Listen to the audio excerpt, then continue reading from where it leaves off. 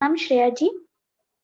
इतना तो नहीं पता, श्रेया जी सिंघवी है शायद। अच्छा सिंघवी है। हाँ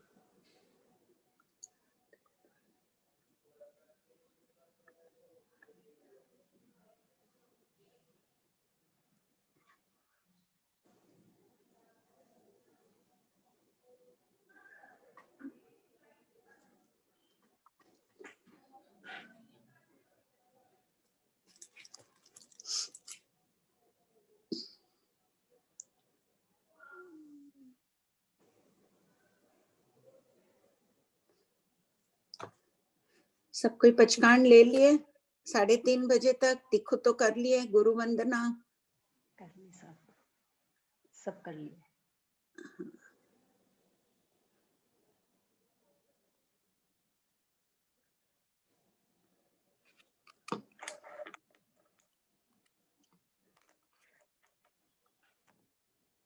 मैम हैंड रेज है, करुणा जी। हाँ बोलिए।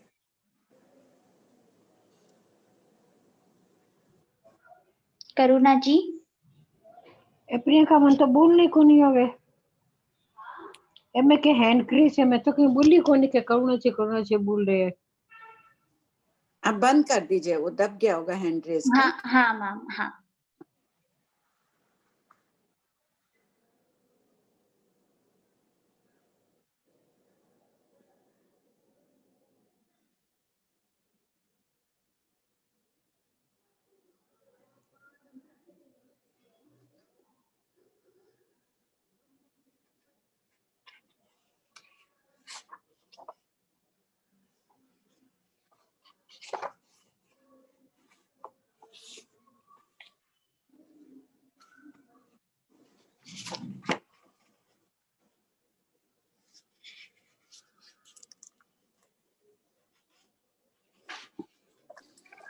प्रणाम भाभी जी।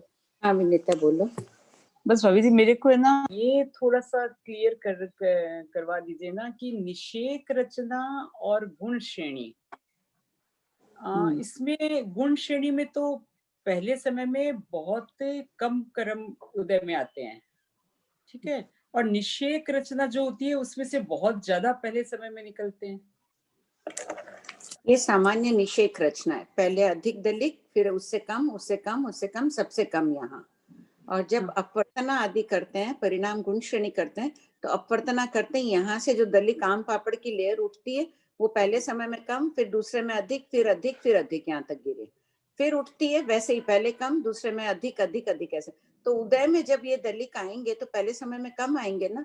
वो निषेक रचना तो पड़ी है, निषेक के ऊपर गुण श्रेणी स्थापित होती है। अच्छा, निषेक के ऊपर गुण श्रेणी स्थापित हाँ, होती है। हाँ। ओ अच्छा अच्छा, ठीक ठीक, थैंक यू। जय जिनेंद्र आंटी। हाँ आंटी, मैंने ना पेज नंबर 1 क्वेश्चन नंबर 1110 100 और 101 भेदन किसे कहते हैं और अनु और तथा बादर पुद्गलों का क्या अर्थ है ना? तो हाँ। इसमें क्या था कि अनंत जो कार्बन वर्गणा है ना, कार्बन वर्गणा अनंत प्रदेशी ही होती है। अब उसमें अगर छोटी है तो उसको अणु बोल दिया और उसी को बादर बोल दिया, बड़ी है तो। यही बात हुई। हाँ, मतलब अनंत का ही अनुभाग है और अनंत का ही बादर भाग है। हाँ, हाँ। ठीक है, ओके।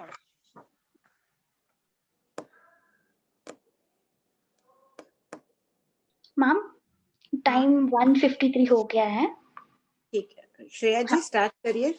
हाँ, प्रणाम साहब, जय जिनेंद्र सभी को। हाँ, जय। प्रश्न 72, नाना व्यंजन किसे कहते हैं? उत्तर, विविध प्रकार के व्यंजन यानी क, ख आदि अक्षर नाना व्यंजना कहलाते हैं। 9 पदों के घोष और व्यंजन पृथक पृथक हैं। प्रश्न 73, चल माने चलिए आदि पहले के 4 पदों को एकार्थक किस अपेक्षा से कहा गया है? उत्तर, नंबर 1, पहले के चारों पद काल की अपेक्षा तुल्य है, अर्थात शपक्षणी के अंतर मुहूर्त का काल सभी जीवों के समान होता है। और नंबर 2, एक ही कार्य करने की अपेक्षा से भी ये चारों पद एकार्थक कहे गए हैं, अर्थात शपथ श्रेणी में ये चारों पद आत्मा से घाती कर्मों को हटाने का कार्य करके केवल ज्ञान उत्पन्न कराते हैं। अतः केवल ज्ञान के उत्पत्ति पक्ष को लेकर काल और कार्य की अपेक्षा ये चारों पद एकार्थक है। प्रश्न 74, छिज माणे छिन्ने आदि पीछे के 5 पद भिन्नार्थक क्यों है? उत्तर, भिन्नार्थक पहले लिख लीजिए, जिनके पास किताब है नानठा लिखकर ब्रैकेट में भिन्नार्थक कर दीजिए।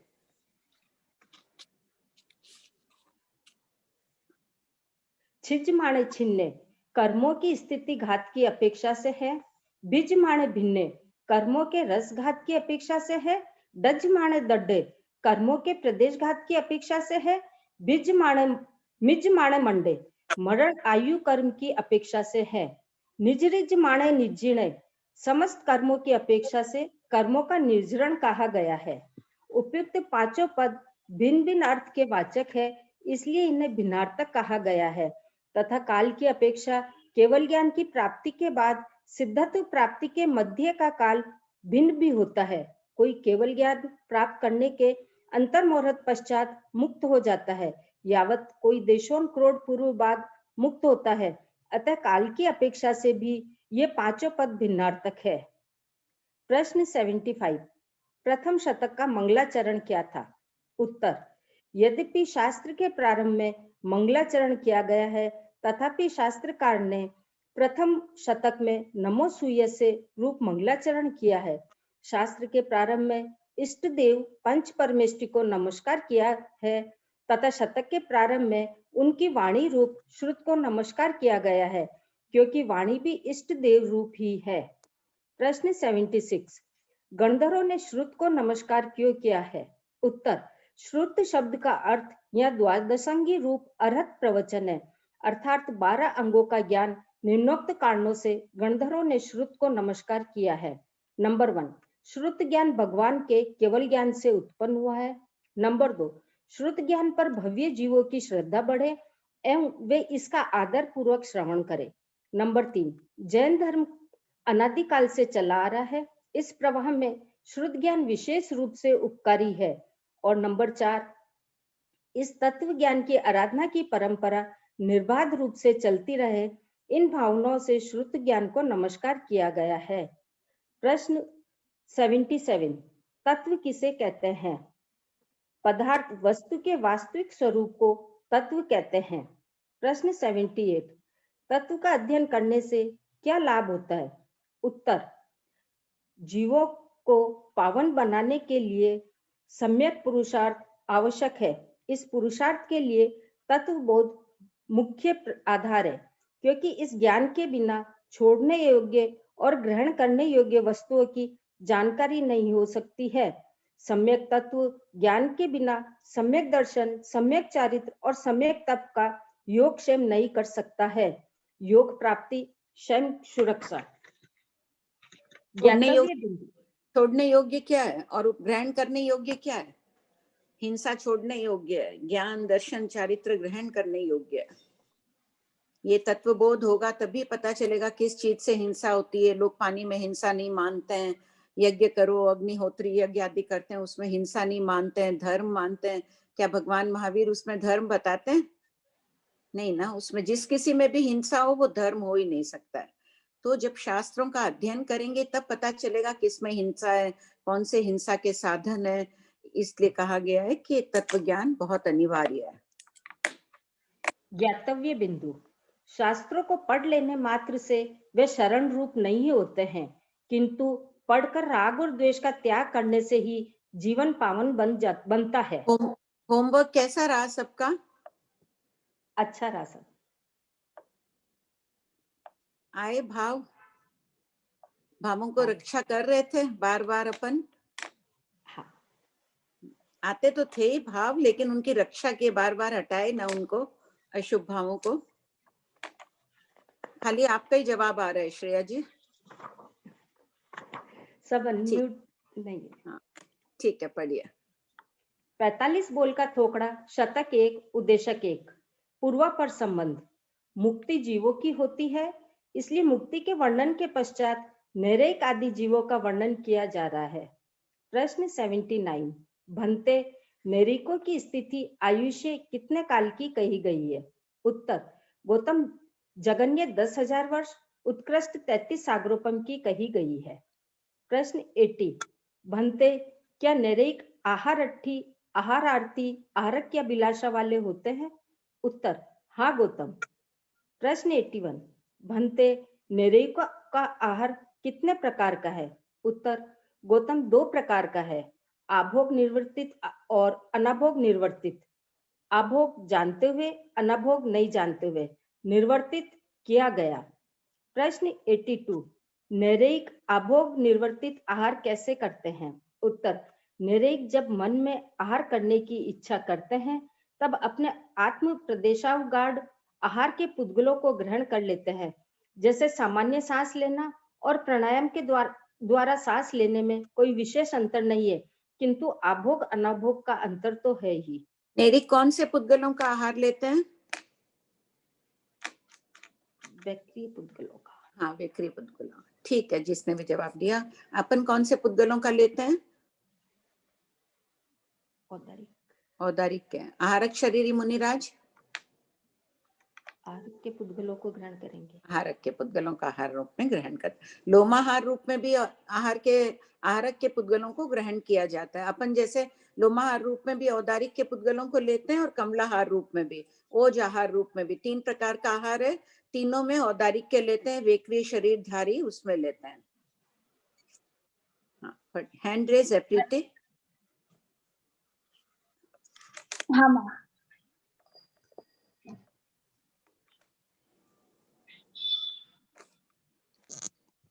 जय जिनेंद्र आंटी। हाँ, जय जिनेंद्र। आंटी, प्रश्न नंबर 59 में छिज्जमाने छिन्ने और भिज्जमाने भिन्ने में क्या अंतर है? 59, 61। हाँ, पढ़ो आप 59। इसमें है ना स्थिति घात किया गया। अपवर्तनाकरण के द्वारा कर्मों की स्थिति, जो कर्मलता बड़ी थी उसको तोड़ना, कम करना बताया गया है। और इसमें स्थिति का भिज्जमाने भिन्ने में रस घात करते हुए को, जो कर्मलता पहले बंधी हुई है उसमें रस का घात कर। क्या हुआ क्लियर? ये बहुत डार्क पेन था, इसमें अशुभ कर्म, अशुभ रस ज्यादा था, परिणामों के द्वारा इसको लाइट कर दिया है। ये रस नहीं तो छेदन और भेदन में फर्क क्या होता है आंटी? इसका ये शास्त्रीय शब्द है। मतलब जब भी स्थितिघात होगा तब छिज्जमाने छिन्ने छेदन शब्द आएगा और रसघात के लिए भेदन शब्द आएगा। हाँ। अच्छा, और ये प्रश्न नंबर 60 में एक लाइन है, स्थितिघात की प्रक्रिया में प्रति समय कर्म दलिक नीचे की स्थिति में स्थापित होते हैं। इसका अर्थ? नीचे यानी होना ऊपर चाहिए, लिख दिया है। जैसे ये उदय क्षण है, ये पेंसिल का इधर वाला रेड पॉइंट खत्म हो रहा है, यहाँ उदय क्षण, और यहाँ से स्थितिघात कर रहा है, तोड़ रहा है इसको, तो लाके यहाँ ऊपर स्थापित, इसको ऊपर कहा जाता है। मैंने नीचे लिख दिया गलती से, पहले हम लोग नीचे ही बोलते थे। तो ये ऊपर उदय क्षण चल रहा है, यहाँ से लता को तोड़ रहे हैं ना, इतनी तोड़ रहे हैं तो आम पापड़ की लेयर की तरह उठी, यहाँ डाल रहे हैं, तो ऊपर के निषेक में डाल रहे हैं। ऊपर किससे ऊपर कर दो इसको आप लोग, ऊपर कर दे नीचे की जगह। हाँ, ऊपर उदय क्षण के समय से डाल रहा है। नहीं, स्थितिघात की प्रक्रिया में प्रति समय कर्मदली ऊपर की स्थितियों में स्थापित होते हैं। हाँ, तो नीचे से तोड़ रहे हैं इसको, यहाँ से तोड़ रहे हैं ना, नीचे से पूरी कर्म लता है, यहाँ उदय क्षण है, तो यहाँ से ये तोड़ रही हूँ। ये पेन का मान लीजिए, मान लो कि वो उदय क्षण है, ये ढक्कन को तोड़ रही हूँ, इसको ऊपर डालती जा रही हूँ, तो ये ऊपर हो गया ना, यहाँ से उठा के यहाँ स्थापित हो रहे हैं, ये उठा रहे हैं, यहाँ पूरे में डाल। अच्छा। इसको क्या पहले हम लोग नीचे बोलते थे ना, एक्चुअल में ऊपर शब्द है, तो वही आदत पड़ी हुई थी, वही लिखिज गया। ठीक है, आप लोग सब। प्रश्न नंबर 89, 12 बोल होते ना, 12 बोल। हाँ, तो उसमें ये कदाचित वाले 4 बोल समझ में नहीं आए। कदाचित आहार करते मतलब क्या होता है? कदाचित परिणाम मानते हैं। कदाचित यानी कभी कभी है, लेकिन वो तो हमेशा ही आहार करते ना, बार बार आहार करते, हमेशा करते, पर ये कदाचित का क्या अर्थ है? क्यों? बाटे बेटे में अनाहारक होते हैं जीव, तब नहीं करते हैं। अच्छा ये वाक्य उत्पन्न हो रहा है तब नहीं कर रहा है। कदाचित उच्छ्वास लेते हैं, श्वासोच्छ्वास पर्याप्ति पूर्ण ही नहीं हुए है, जब पूर्ण होने के बाद शुरू करते हैं तब फिर उच्छ्वास लेते हैं, इसलिए कदाचित निश्वास लेते हैं।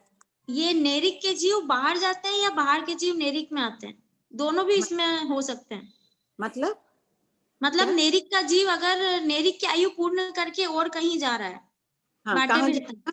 मनुष्य और कहीं भी तिर्यंत जा को रहा हो, जाएगा। हाँ, तो मतलब ये कदाचित वाला सिर्फ बाटे भेता में होता है। बाटे बहते में जब नेरिक में आ रहा है तब, जब मर के अच्छा अगर तिर्यंत या मनुष्य में जा रहा है तो मनुष्य के प्रश्न में आएगा, कदाचित आहार करता है, कदाचित परिणाम आता है। अच्छा, बस ये है लेकिन बाटे भेता के हिसाब से। हाँ, बाटे बहते के नेरिक और का तो बाटे बहते में ही है, मनुष्य के एक स्थान और हो जाता है, बाटे बहते में भी होते हैं और केवली समुद्घात के समय भी अनाहारक हो जाते हैं।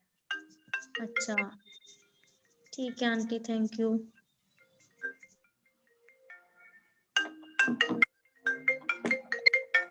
हाँ, और किसका है प्रश्न? कुसुम जी। मैं ये पूछ रही थी कि वो हेलो, हाँ बोलिए। आहारक शरीर से जब वो ग्रहण करते हैं आहार, तो वो जब आहारक शरीर बनाते हैं तभी ना करते हैं ना? हाँ, पर्याप्ति पूर्ण हो जाती है प्रथम समय में, फिर आहार शरीर का ग्रहण शुरू हो जाता है उनका। आहार शरीरी एक समय में ही पूर्ण हो जाती है पर्याप्ति। उसके हिसाब से आहारक शरीर देखिए। वे भी पर्याप्तियां बांधते हैं, आहारक मुनिराज भी आहारक शरीर बनाने के लिए उन्हें भी पर्याप्तियां बांधनी पड़ती है 6।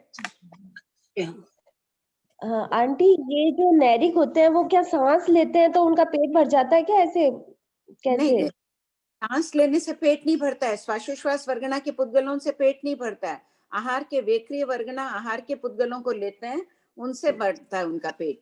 ये तो एक उदाहरण दिया है कि जैसे उनको खाना पकाना नहीं पड़ता है, ना कमलाहार है उनके, तो सांस ले रहे हैं तो सामान्य सांस और अभोग हो जाता है, बहुत भूख लगी है तो इस तरह की कोई प्रक्रिया होती है कि वो ऐसे पुद्गलों को खींचते होंगे, एक उदाहरण इसीलिए दिया है, तब उनका पेट भरता है। और पेट भरते ही आहार लेते ही इतनी भयंकर वेदना शुरू हो जाती है, उनके तड़पते हैं एकदम, जैसे कोई विषैला आहार लेते हैं वैसे।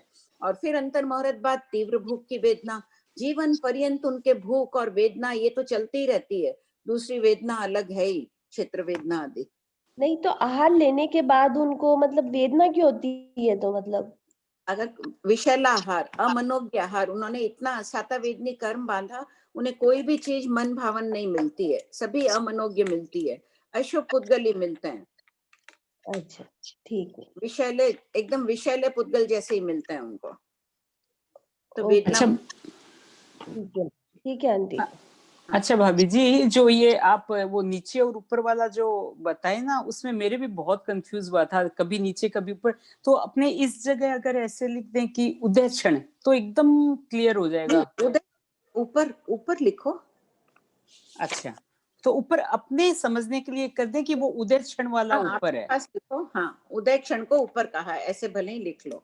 हाँ, उदय क्षण को ऊपर का है। और हाँ। जब ऊपर वो डालेंगे तो एकदम टॉप यहाँ डाल रहे हैं, तो फिर सब पूरी कर्मलता में डालते जाएंगे क्या? ऊपर हुआ फिर पूरी कर्मलता में गिरते जाएंगे? का अलग है, उदय प्राप्त कर्म हो तो उदय क्षण से डालते हैं, अनुदयवर्ती हो तो उदयावलिका के बाहर से डालते हैं, वो एक अलग हो जाता है, बाकी डालते हैं। जो भी एक तो डालेंगे नहीं, अभी ये लंबा हो, हाँ, ये कर्म। अच्छा, ठीक उदय क्षण से डालते हैं, उदयावलिका ठीक है, बस यही समझ नहीं, उदय क्षण वाला तो नीचे ऊपर में कंफ्यूज नहीं होगा। ठीक, ब्रैकेट में कर लो इसको, उदय क्षण वाले के समीप उदय। इसी में मेरे बहुत कंफ्यूज हुआ था, मैं बहुत देर तक कभी ऊपर नीचे। ये नीचे हो गया ना, पहले ऐसे ही बोलती थी तो वैसे ही लिख ही गया। नहीं, ठीक है, कोई बात नहीं, ठीक कर लो। हाँ। नम्रता जी। जय जिनेन्द्र आंटी। जय जिनेन्द्र। जैसे कोई जीव वैक्रिय लब्धि से तिर्यंच पंचेंद्रिय तिर्यंच बनता है, तो तिर्यंच की पूरी पर्याप्तियां करता है वो पूरी। हाँ। वापस वो तिर्यंच से अगर वापस उसको मतलब मनुष्य में या जो भी वापस रिटर्न आना है, तो फिर वापस उसकी पर्याप्ति पूरी करेगा या नहीं, उसकी नहीं करनी पड़ती है।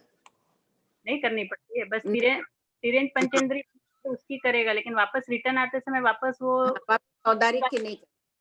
जैसे वेक्रिय बनाता है तब वेक्रिय की पर्याप्तियां बनाने के लिए पूर्ण करता है, लेकिन वापस आता है, स्व शरीर है उसका, पहले बनी हुई है पर्याप्तियां, इसलिए उसको नहीं बनानी पड़ती है। उसी प्रकार आहारक शरीर भी जब बनाते हैं मुनिराज तब पर्याप्तियां बनाते हैं, वापस आते वक्त उनको पर्याप्तियां बनाने की आवश्यकता नहीं होती है, उस शरीर के पुद्गल छोड़ देते हैं, अपने औदारिक में आ जाते हैं। अच्छा ठीक है आंटी। जय जिनेंद्र हाँ, जय जिनेंद्र जय जिनेंद्र। जय जिनेंद्र। मेरा क्वेश्चन ये जो 4 पहिज माने पही है, इसमें ज्ञान दर्शन मोहिनी और अंतराय कर्म के चारों ये 6 हो रहे ना? हाँ, केवल ज्ञान प्राप्त ये 4 ही 6 होते हैं ना। ये इसकी निर्जरा वो हो रही। हाँ। और एक क्वेश्चन ये है कि जो ये कुछ तो सिद्ध मुक्त उसी समय हो जाते हैं, वो बाद में ये 1000 पृथक करोड़ ये वाला समझ में नहीं आया मुझे, लास्ट वाला।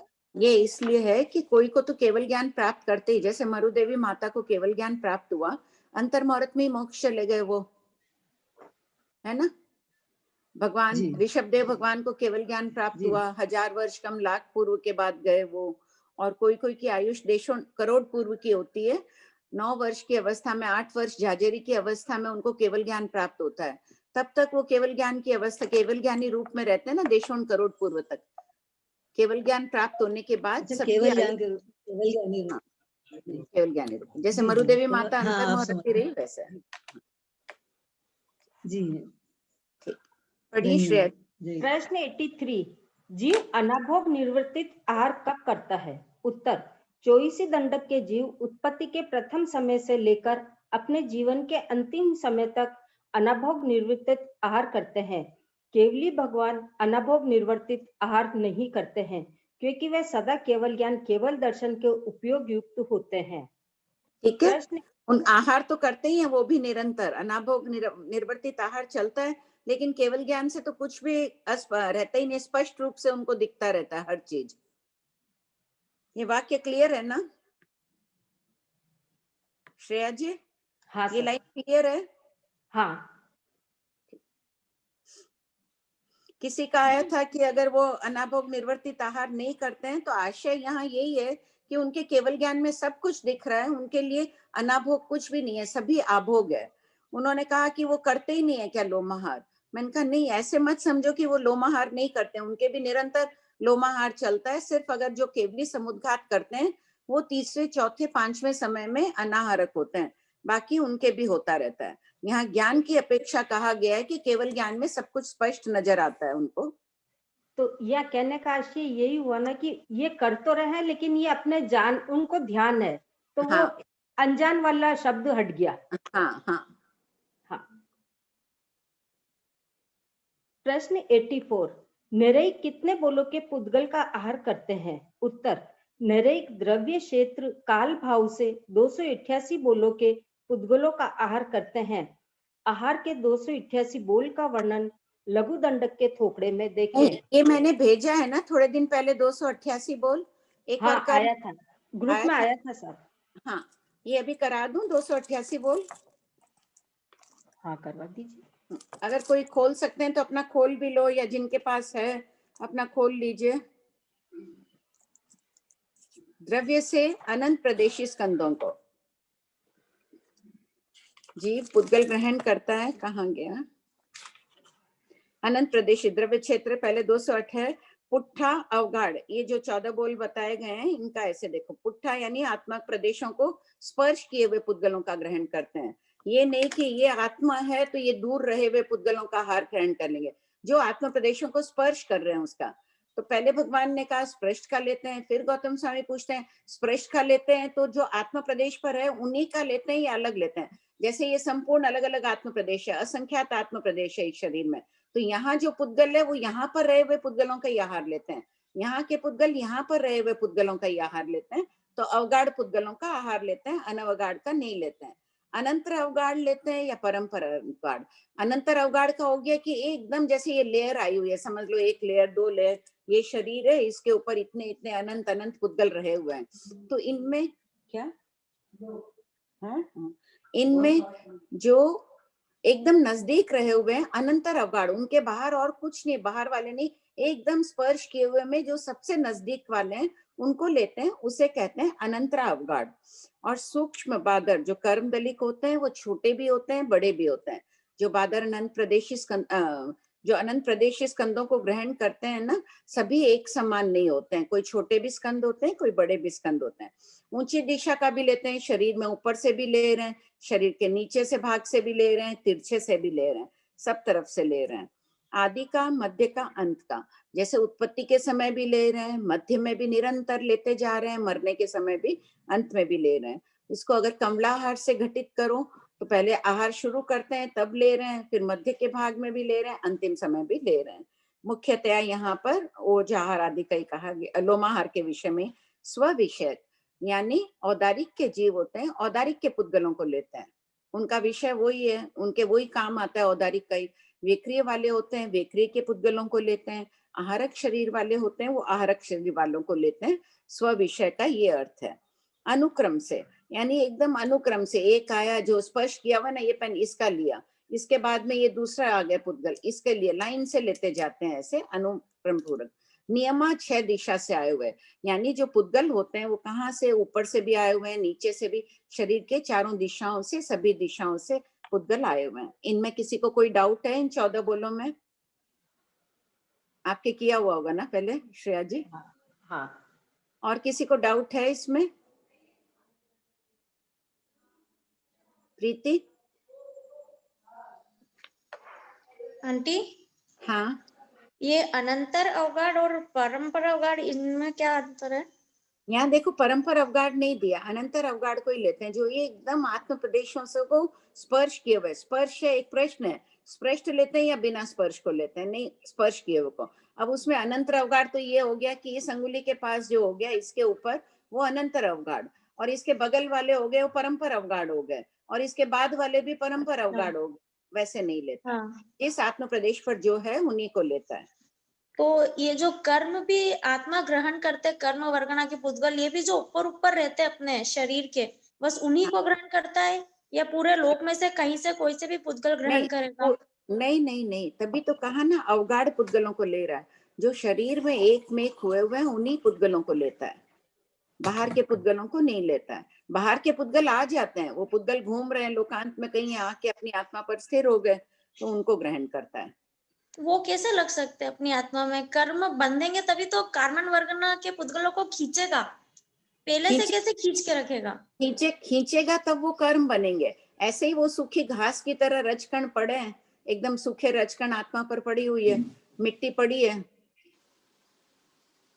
अच्छा, ये मोबाइल है, इसके ऊपर सूखी मिट्टी बहुत पड़ी है, ठीक है? वैसे समझ। तो कर्म अपने अंदर ही रहते हैं, उनको अपन ग्रहण कर लेते हैं। हाँ, ग्रहण करते हैं, कार्बन वर्गना पड़ी रहती है ऊपर, ग्रहण करते हैं तब वो कर्म कहलाते हैं। फिर उनमें अनुभाग बंध आदि हो जाता है ना, 8 प्रकार से विभाजन हो जाता है, वो कर्म बन जाता है। अच्छा, ठीक है आंटी, थैंक यू।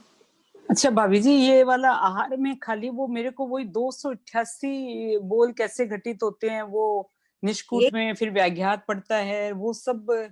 हाँ, ये आ रहे हैं ना लाइन से, अभी व्याघ्यात का आएगा। जैसे व्याघ्यात लोक का नहीं बता ही देती हूँ आहार का। लोक है, समझ लो, लोक का नक्शा सबको ध्यान ही होगा, मेरे पास अभी हाथ में नहीं है। मान लो कि ये लोक है, तो ये किनारे वाले यहाँ भी पूरा लोक ठसाठस भरा हुआ है। लोकांत में भी सूक्ष्म 5 स्थावर के सूक्ष्म के जीव है, बादर वायु का एक जीव है, इनके व्याघ्यात पड़ जाता है। ऐसे रहे हुए हैं कोई जीव तो ऊपर अलोक आ गया, एकदम ऊपर की प्रतर है लोक की, ऊपर अलोक आ गया तो एक दिशा का आहार नहीं आ रहा है, इधर भी अलोक आ गया, यहाँ के जीवों यहाँ से आहार नहीं आ रहा है, इस दिशा से भी आहार नहीं आ रहा है, तो 3 दिशा का व्याघ्यात पड़ गया ना इनके। इस किनारे में 4 का भी तो पड़ सकता है। 4 का कहाँ बताया? 3 4 5। हाँ, 3 4 5 दिशा का लेते हैं, व्याघ्यात तो 3 का ही पड़ा उत्कृष्ट। नहीं, सेंटर में है तो इधर ऊपर आलोक है, इधर भी आलोक, इधर भी आलोक, एकदम ऊपर है। हाँ, इधर आलोक, इधर आलोक, इधर आलोक। ओ अच्छा, नीचे लोक आ गया, ठीक, नीचे तो लोक आ गया ना? लोक आ गया, हाँ। कम से कम लेगा तो 3 दिशा का, तब ये किनारों का समझ लो। 4 का ले लो कि ये इस आकार से कोई है लोक, उसमें पड़ा हुआ थोड़ा सी इधर अंदर की तरफ है, तो उसके समझ लो ऊपर का व्याघ्यात आ रहा है, दो ही साइड का व्याघ्यात आ रहा है, इधर का आ रहा है और दूसरी प्रतर में रहा हुआ है, समझ लो ये पहली प्रतर थी, अभी दूसरी प्रतर है, तो इसमें ऊपर से मिल गया, तो इस दिशा से नहीं मिल रहा और इधर का नहीं मिल रहा। अपन ने पहले ऊपर की प्रतर की बात की, तब 3 दिशा का आ गया। नीचे की प्रतर में है तो खाली 2 दिशा का आया, इधर का उधर का। और 5 है तो इसी ढंग से किसी आकार में किनारे में इधर कहीं पड़ा है, लोकांत में ही घटित होगा 3 4 5 दिशा का, तब भी उसको सिर्फ एक ही दिशा का आहार मिल रहा है किसी कोण में। ये देखो ड्राइंग मैंने भेजा है ना, एक ऑरेंज ड्राइंग भी भेजा था ना, हालांकि वो धर्मास्तिका आदि से संबंधित है, उसको ठीक से ध्यान से देखोगे पता चल जाएगा। उसमें धर्मास्तिका नहीं समझकर आहार के पुद्गल वो समझ। वाला, हाँ ये ये वाला, इसमें 5 दिशा का बताया है ना, देखो ऊपर करो। 5 का कौन सा है? 5 का कहाँ है? राइट साइड में है ना? Give me 2 more minutes. वो उसमें कर देना, स्क्रीन में दिखा दे। हाँ हाँ हाँ हाँ 5 का नहीं दिखा ना। 1 2 3 4 5 है, सेंटर में है 5, नीचे भी है 5। नीचे नीचे ही है, सेंटर में तो सभी दिशाओं का है। हाँ 6 दिशाओं का है। ये हाँ, देखो इसमें नीचे वाला एकदम एक तरफ आलोक आ गया उसके, तो ये 3 दिशाओं के ले रहा है, ऊपर और नीचे का ले रहा है, और एक तरफ आलोक आ गया दक्षिण में, तो दक्षिण की दिशा का नहीं ले रहा है। यहाँ हो गया ना 5 दिशा का। अनेक स्थानों में हो सकता है, ये तो एक स्थान का फोटो बनाया हुआ नक्शा। क्लियर हुआ? किसी को कोई डाउट है इसमें? शांति से पढ़ना पड़ेगा। ऐसे समझ में आ गया, ऐसे समझ में आ गया। आंटी एक क्वेश्चन पूछूं आंटी? आंटी आपने अभी एक कॉन्सेप्ट क्लेरिफाई किया कि कार्बन वर्गना यूनिवर्स में एग्जिस्ट करती है, जब मैं उसको चिपकाती हूँ अपने ऊपर तब वो कर्म बन जाती है, आपने ऐसे बोला आंटी, ठीक है? वो कर्म आंटी मेरा अगेन एक जो कॉन्सेप्ट है ना कार्बन शरीर वाला, वो कभी बैठता नहीं है कि जो कार्बन शरीर है वो भी 8 जो कर्म की जो प्रकृति वाला जो है उसके अंदर उसके मॉलिक्यूल्स है, कि ऐसे समझना कि कपड़े की बनी हुई कपड़े रखने की कबर्ड के हिसाब से कार्बन वर्गना से बना हुआ है, लेकिन उसमें 8 कर्म की डिवीजन नहीं है कार्बन शरीर के अंदर जो शरीर है।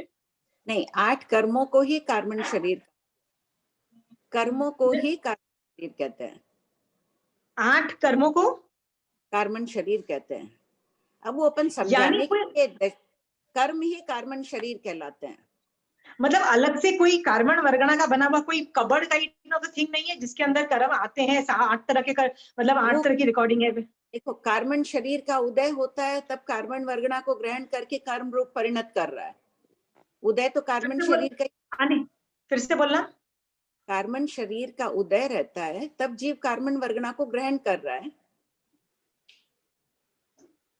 ओके, तो पर ये रिकॉर्डिंग हमेशा 8 कर्मों में ही होती है, और ऐसा हमारे ऊपर कुछ कार्बन शरीर के अंदर सिर्फ कार्बन वर्गना का कोई मतलब कोई शरीर मतलब कबर्ड काइंड ऑफ थिंग नहीं है, राइट? वो शरीर नाम कर्म के उदय को समझ लो कि वो कबर्ड हो गया, बाकी जरूरत नहीं है उतना। पहले समझाने के लिए बोल देते थे पोटली में पोटली कि 8 कर्म है, 1 कर्म है, सभी 8 वहीं समाये हुए हैं, बाकी दृष्टांत जरूरत नहीं है। सिंपल कर लो, 8 कर्म ही कार्बन शरीर है। ठीक है आंटी, थैंक यू आंटी, बहुत अच्छे से कॉन्सेप्ट है। कार्बन शरीर नाम कर्म के उदय के कारण जीव कार्बन वर्गना को कर्म रूप परिणत करता है। Great aunty, thank you aunty. हाँ, इसमें कोई को पूछना है? 14 बोल में सबको आ गया? बड़ी जल्दी आ गया, हम लोगों को तो बहुत टाइम लगी थी सीखने में। बोलिए प्रीति, सुनीता जी पूछेंगे। हाँ मैम। जय जिनेंद्र मैम। जय जिनेंद्र। आपने आप जो लास्ट में एक्सप्लेन किया था ना इसके पहले, हाँ। मतलब आके पुद्गल चिपक रहे हैं जो, वो वापस थोड़ा एक्सप्लेन कीजिए ना। क्या प्रश्न? जैसे आपने इसके जो अभी उन्होंने पूछा उसके पहले जो प्रश्न किया था ना उन्होंने, मतलब वो आके चिपक रहे हैं 6 दिशा से। हाँ, 6 दिशा से पुद्गल शरीर पर आते हैं और पड़े रहते हैं। कोई पुद्गल ऊपर से आया शरीर में जो अभी अपने कार्बन वर्गना पड़ी है, आहार के पुद्गल है, श्वासोश्वास के पुद्गल है, जो भी पुद्गल अपन ग्रहण करते हैं, वेखरी के अभी ग्रहण नहीं कर रहे हैं तो भी वेखरी के पुद्गल भी हमारी आत्मा पर ठसाठस भरे हुए हैं। सभी प्रकार के पुद्गल पड़े हैं। अब अपने को औदारिक शरीर नाम कर्म का उदय, औदारिक के पुद्गल ग्रहण कर रहे हैं, तब वो औदारिक के पुद्गल परिणत हो जाते हैं, आहार में परिणत हो जाते हैं। ओके। हाँ निरुपमा जी। हाँ दीदी, जय जिनेंद्र।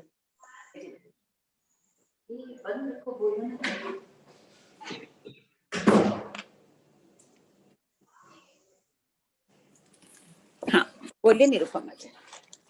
दीदी जय जिनेंद्र, मैं कह रही थी जैसे भाषा वर्गणा के पुद्गल हैं, तो वो हाँ। क्या, वो भी क्या अपने गले के आसपास चिपके रहते हैं, पर उन्हीं को ग्रहण करते हैं बोलने के लिए? नहीं नहीं, बोलने में ये काम आ रहा है, लेकिन संपूर्ण आत्म प्रदेशों से भाषा वर्गणा के पुद्गल ग्रहण किए जाते हैं। निस्सरण भी संपूर्ण आत्म प्रदेशों से होते हैं। जैसे अपने को अनुभूति हो रही है कि अपन दिमाग में सोच रहे हैं, बाकी मनोवर्गणा के पुद्गल भी पूरे शरीर से ग्रहण होते हैं। उसी प्रकार भाषा वर्गणा के पुद्गल भी संपूर्ण शरीर से ग्रहण करते हैं, निकलते हैं। इनमें शायद मतांतर भी है। कोई कहते हैं कि कागलिये से, गले से उनको उसी स्थान पर ग्रहण किए जाते हैं, वहीं से निस्सरण होता है। जैसे आंख से देखते हैं, लेकिन चक्षु दर्शनावरणी कर्म का क्षोक्षम तो सभी आत्म प्रदेशों पर होता है, देखने के यही काम आती है। असाता सर दर्द हो रहा है तो असाता वेदनी का उदय संपूर्ण आत्म प्रदेशों पर होता है। अनुभूति, यहाँ कोई विकार आया हुआ है, यानी कोई परिवर्तन हुआ है, चाहे जो भी बोलो, कोई खराबी है इस पार्ट में, कोई बादी हो गई, जो भी, तो उस कारण से अनुभूति यहाँ होती है। बाकी संपूर्ण आत्म प्रदेशों में उदय होता है। ये नहीं होगा कि हाथ में मेरे साता वेदनी का उदय, यहाँ दर्द नहीं है, मेरे सर में दर्द है तो यहाँ असाता वेदनी का। दोनों कर्मों का एक अनुभूति वाली तो पूरे शरीर को ही होगी, नो डाउट, मगर जैसे अनुभूति वाला तो पूरे शरीर को ही होगा, तो सारा आत्मा, मगर ये जो जैसे भाषा वर्गणा के और जो आपने कहा मनोवर्गणा के पुद्गल हैं, तो ये भी सारे पूरे आत्म प्रदेशों से जो अपने स्पृष्ट हैं उन्हीं पुद्गलों को लिया जाएगा, ऐसा? जीव सर्व से सर्व ही पुद्गलों को ग्रहण करता है।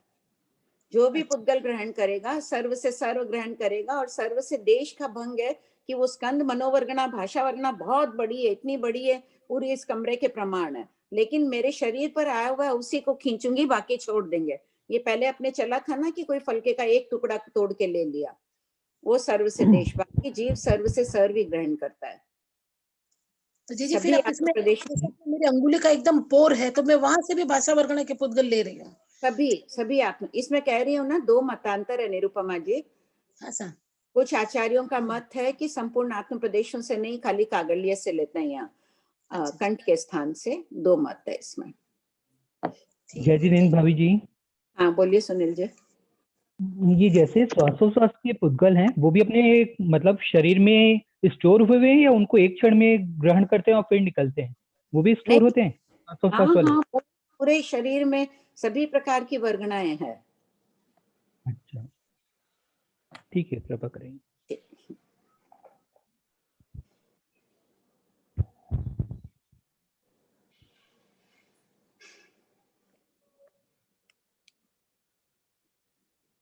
जी अभी आप क्या बोले कि पूरे शरीर में सभी प्रकार की वर्ग, वातावरण में तो पूरी वर्गणाएं हैं, जो अपने को चाहिए वो अपने खींच लेते हैं, पर अपने पूरे शरीर में सभी प्रकार की वर्गणाएं हैं। खींचते कहाँ से हो? शरीर पर है, उन्हीं को खींच रहे हो ना। नहीं नहीं, जैसे अभी पूरे लोक में सब वर्गणाएं हैं। पूरे लोक में अपने शरीर पर भी सभी प्रकार की वर्गणाएं हैं, औदारिक, वेक्रिय, आहारक, सभी प्रकार के पूरे लोक में भरी है, तो शरीर भी तो लोक में है। हाँ वो है, वो अपने मतलब यहाँ टच हुई है। हाँ तो अपने लिया नहीं, बस पड़ी है। अच्छा, इस पर रचकन पर पेन ने खींचा नहीं है, बस पर है, टच हुआ है पूरा एक में कैसा भी। अच्छा ठीक है। सुमन जी, सुमन जी।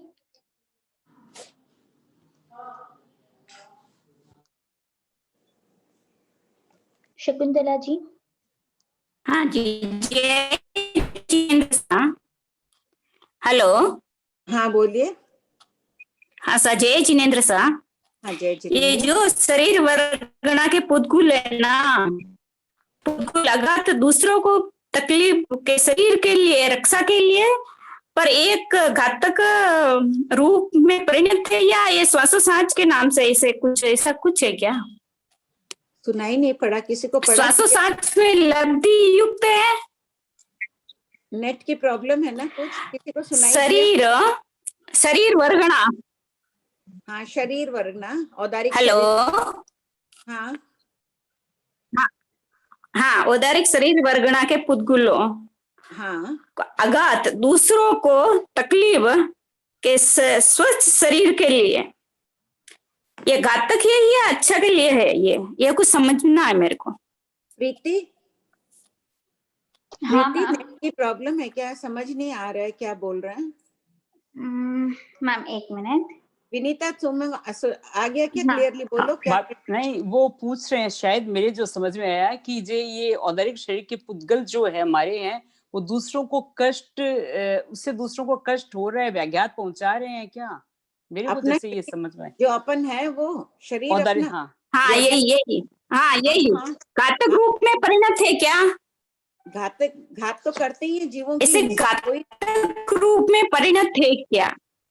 नहीं, घातक रूप में हाँ, यही समझना है मेरे को। संसार में बैठे हैं तो काई की क्रिया तो निरंतर लग रही है, अपने को काया से क्रिया लगती ही रहती है। वर्गणाएं आके, वायु कायिक आदि जीव आके टकराते रहते हैं अपने, अपन जोर से धम धम चलते हैं, जोर जोर से कोई भी काम करते हैं, बोलते हैं, अयत्ना पूर्वक जोर से बोलते हैं, तभी तो जीवों की हिंसा होती है। मुंहपत्ती क्यों कहा गया है? मुंहपत्ती रखने का निर्देश क्यों है? क्योंकि शरीर से जो तेज हवा, गर्म हवा निकलती है, उससे जीवों की हिंसा होती है। तो काया से हिंसा तो होती है। और ये श्वासोच्छ्वास श्वासोश्वास वर्गणा इसका भी थोड़ा समझाएं। श्वासोश्वास वर्गणा अलग प्रकार के पुद्गल हैं। उनको भी जब ग्रहण करते हैं, छोड़ते हैं, तो वायु का एक जीव भी अंदर चले जाते हैं साथ में, उनको भी पीड़ा होती है। जब निकालते हैं, छोड़ते हैं, तो उनकी भी हिंसा संभव होती है श्वासोश्वास लेने छोड़ने में भी। तो निरंतर जीवों को, अपने को कायिक की क्रिया तो लगती है छद्मस जीवों को। भाभी जी एक कहते हैं ना। अच्छा, ओके, थैंक यू मैम। आपका क्लियर हो गया भाभी जी? जब अपने कहते हैं अपने कहते हैं अपने को मोक्ष जाना है, क्यों जाना है? तो उत्तर रहता है भाई अनंत सुख, अनंत शांति, या सब कर्मों से मुक्त हो जाएंगे, दुख से छुटकारा मिलेगा। तो इसमें तो भाभी जी अपना स्वार्थ जुड़ गया। अगर अपने ऐसे बोलें कि अपने मोक्ष जाएंगे, तो सबसे पहला काम होगा कि एक, अच्छा अव्यवहार राशि आप लोग नहीं मान रहे हैं, सपोज अव्यवहार राशि का माने, तो एक जीव अव्यवहार राशि से व्यवहार राशि में निकलेगा, उसको न भी माने, तो अपने जो ये 6 काय के जीवों की जो हर समय हिंसा हो रही है, अब अपने बोलते हैं साधु बन गए तो 6 काय की हिंसा कम हो रही है, तो वायु काय की तो इतना रख ही नहीं पा रहे हैं। तो मुक्त होने के लिए मेन उद्देश्य ये नहीं होना चाहिए कि हम सब जीवों को अभयदान मिल जाए, उनकी हिंसा से बच जाए, इसलिए हमें तो मुक्त होना है। अपन सुखी कब होंगे? जब अहिंसक बनेंगे पूर्ण रूप से, तभी तो सुखी होंगे। वो लाइन देखो, सर्व दुखों से मुक्त हो जाएंगे। अभी दुख क्या है? क्योंकि अपन जीवों को मार रहे हैं। खाली वो मत समझो स्थूल रूप से कि मेरे कोई दुख आया, ये हुआ, किसी ने मेरा कहना नहीं माना, दुख हुआ, खाली वो मत लो स्थूल दृष्टि से। सूक्ष्म दृष्टि से जब तक अपन जीवों की हिंसा कर रहे हैं, वो दुखी है। तो वायु का एक और होता है तो अपने दुखी होते हैं कोई भी चीज पर, वायु का इतना ध्यान नहीं जाता है कि वायु का, तो उससे भी मुक्त हो जाएंगे। मैंने ये चीज बहुत अच्छी लगी, ये मन में आया कि सब जीवों को अभयदान मिल जाएगा अपने अगर चले जाएंगे तो ये सोचो ना कि अपन सुखी तभी होंगे जब संपूर्ण जीव राशि को अभयदान देंगे। इसका आशय इस वाक्य का यही है कि सर्व दुखों, अपना दुख ही यही है कि अपन जीवों को मार रहे हैं प्रति समय। ठीक है, और कोई का कुछ है? चलें इसमें आगे। 14 बोल क्लियर हो गए। शकुंतला जी लोढ़ा है क्या ब्यावर के? नहीं है। प्रीति? ठीक है। अब द्रव्य से आहार वर्गणा रूप। हाँ बोलिए स्वाति जी। आपने अभी कहा कि श्वासोश्वास के वर्गणा या जो भी अपन वर्गणा ग्रहण करते हैं, तो उससे दूसरों को घात पहुंचती है। हाँ। तो जब केवली भगवान भी तो ये सब आहार के पुद्गलों को ग्रहण करते ही हैं और श्वासोश्वास की प्रक्रिया भी करते ही हैं, तो क्या वो देखते हैं उस टाइम छोड़ते हैं कि यहाँ पे कोई, मतलब कैसे उनकी प्रक्रिया चलेगी? उनके क्रिया मानी नहीं गई है। जब तक कषाय का उदय होता है तब तक ये शास्त्रकारों ने क्रिया लगना बताया। जैसे ही कषाय नष्ट हो जाता है उसके बाद से क्रिया नहीं लगती उनको कायिकी आदि। क्योंकि राग द्वेष ही नहीं है उनके शरीर से, उनमें हानि नहीं है। उनके अगर पांव के नीचे कोई कीड़ी भी आ जाए, विहार कर रहे हैं, कुछ चल रहे हैं, क्योंकि उनके भाव नहीं रहते हैं, पूर्ण यत्नवान रहते हैं। अपने भी कहते हैं ना महाराज, और यत्नवान बनो, विवेक रखो तो क्रिया कम लगेगी। अपन कषाय युक्त है तो क्रिया कम लगेगी। उनको अगर हो भी जाए, वो पूर्ण यत्नवान ही होते हैं, फिर भी हो जाए तो उनको क्रिया ही नहीं लगती है। ये विशेषता घाती कर्म सहित जीवों की और घाती कर्म रहित जीवों की। पर वो ये देखो, ये टाला नहीं जा सकता है। पलक झपकाते हैं, असंख्यात जीवों की हिंसा हुई। जोर से पूर्ण यत्नवान मुनि होते हैं, धीरे धीरे चलते हैं, उनकी हर प्रक्रिया धीरे होगी। आप आचार्यों को देखिए, किताब भी अभी मैंने तो खोला, फटफट पेज चेंज कर लिया। उनकी एक प्रक्रिया भी चलेगी। उनके हाथों को गौर से देखिए, वो धीरे से पन्ने को बदलेंगे कि उससे भी ये यत्ना हो गई ना, तो यत्ना से फिर कर्मबंध कम हो रहा है। अब मेरा तो उपयोग ही नहीं गया, मैंने तो तुरंत कह दिया। अभी बोलते वक्त ध्यान गया कि गुरुदेव ऐसे धीरे से पन्ना पलटते हैं। इसलिए मुनिराजों को क्रिया कम लगती है और वीतरागी होते हैं उनको लगती नहीं है। वो पूर्ण यत्नवान होते हैं, उनसे गलती होती नहीं है। तो जैसे अपने भाव, वैसे तो कर्म क्षय नहीं होंगे, कषाय का भी कम, हमें अपन छद्मस्त हैं तो वो कम नहीं होंगे, कषाय तो रहेंगे ही। पर जब अपन के भाव किसी जीव को मारने के नहीं है, तो फिर वो क्यों लगेगी काय की क्रिया? इसलिए लगती है कि मोहिनी कर्म है ना, वो मैग्नेट की तरह है। मैग्नेट पास रख दो तो वो लोहे को खींच लेता है ना, बिना कुछ पुरुषार्थ किए। पड़ा है मैग्नेट अपनी सीमा में, पड़े हैं अगर पिन विन तो वो खींच लेता है ना। तो उसी प्रकार जब तक मोहिनी कर्म का उदय होता है, वो कर्म पुद्गलों को खींचता रहता है। कर्म आकर्षित होते जाते हैं आत्मा की तरफ।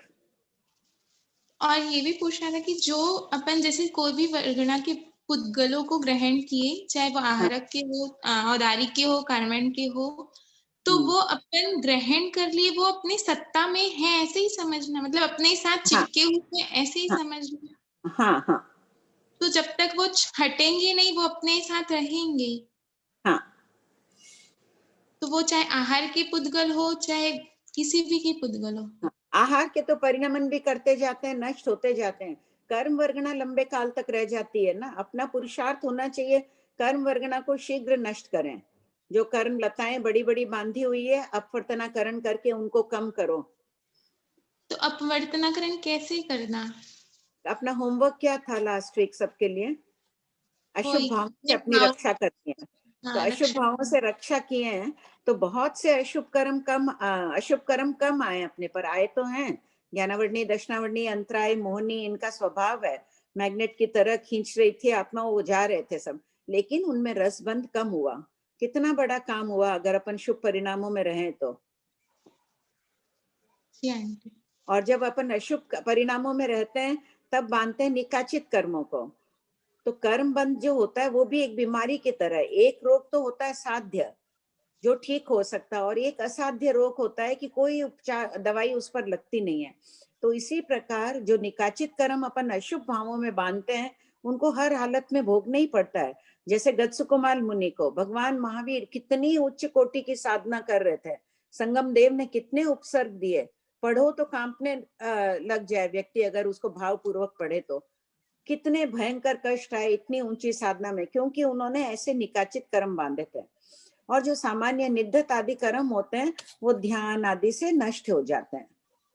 एक क्वेश्चन तो अपन शुभ भावों में थे तो अपन ने निकाचित कर्म नहीं बांधे हैं। जब तक जितनी देर शुभ भावों में तब तक निकाचित कर्म नहीं बांध रहा है, शुभ कर्म। और जैसे ही अशुभ में जाते हैं, अपने उसी वक्त अब इमेजिन करने लग जाओ मैं भी निकाचित बांध रही हूँ, मुझे सावधान रहना है। तुरंत पश्चाताप कर लो तो तुरंत उसी समय वापस जो बंधेंगे निकाचित बंधना रुक जाएंगे, अच्छे कर्म बनने शुरू हो जाएंगे। भाभी जी, अशुभ भाव में निश्चित निकाचित ही बंधेंगे? एक उच्च कोटि का अशुभ भाव, वो तो बहुत क्रूरता की बात आ गई। क्रूरता की बात आ गई, फिर भी अशुभ तो अशुभ ही है। अपन यहाँ उत्कृष्ट की बात कर रही हूँ मैं कि नियमा निकाचित बांधेंगे। जो भी अशुभ भी परिणाम है, चाहे कम हल्के भी बांधे तो क्यों बांधो, फिर अभ्यास हो जाएगा ना कि अशुभ नहीं बांधना है। फिर बांधने की आदत रहेगी तो कभी क्रूरता के भी परिणाम आ जाएंगे। उच्च कोटि का क्रूर, जैसे मन में भाव आ जाएगा उसने ये किया, उसका वो हो, उसका वो हो, यही तो सब अशुभ है। हर कोई तो भगवान महावीर त्रिप्रष्ट वासुदेव जैसे नहीं होते ना। अपन राजा महाराजा तो भी है नहीं कि किसी को दंड दें क्रूरता के पीछे। जो भी उत्कृष्ट की अपेक्षा बता रही हूँ। बहुत आंटी चेंज होना है, बहुत चेंज होना है, बहुत चेंज होना है।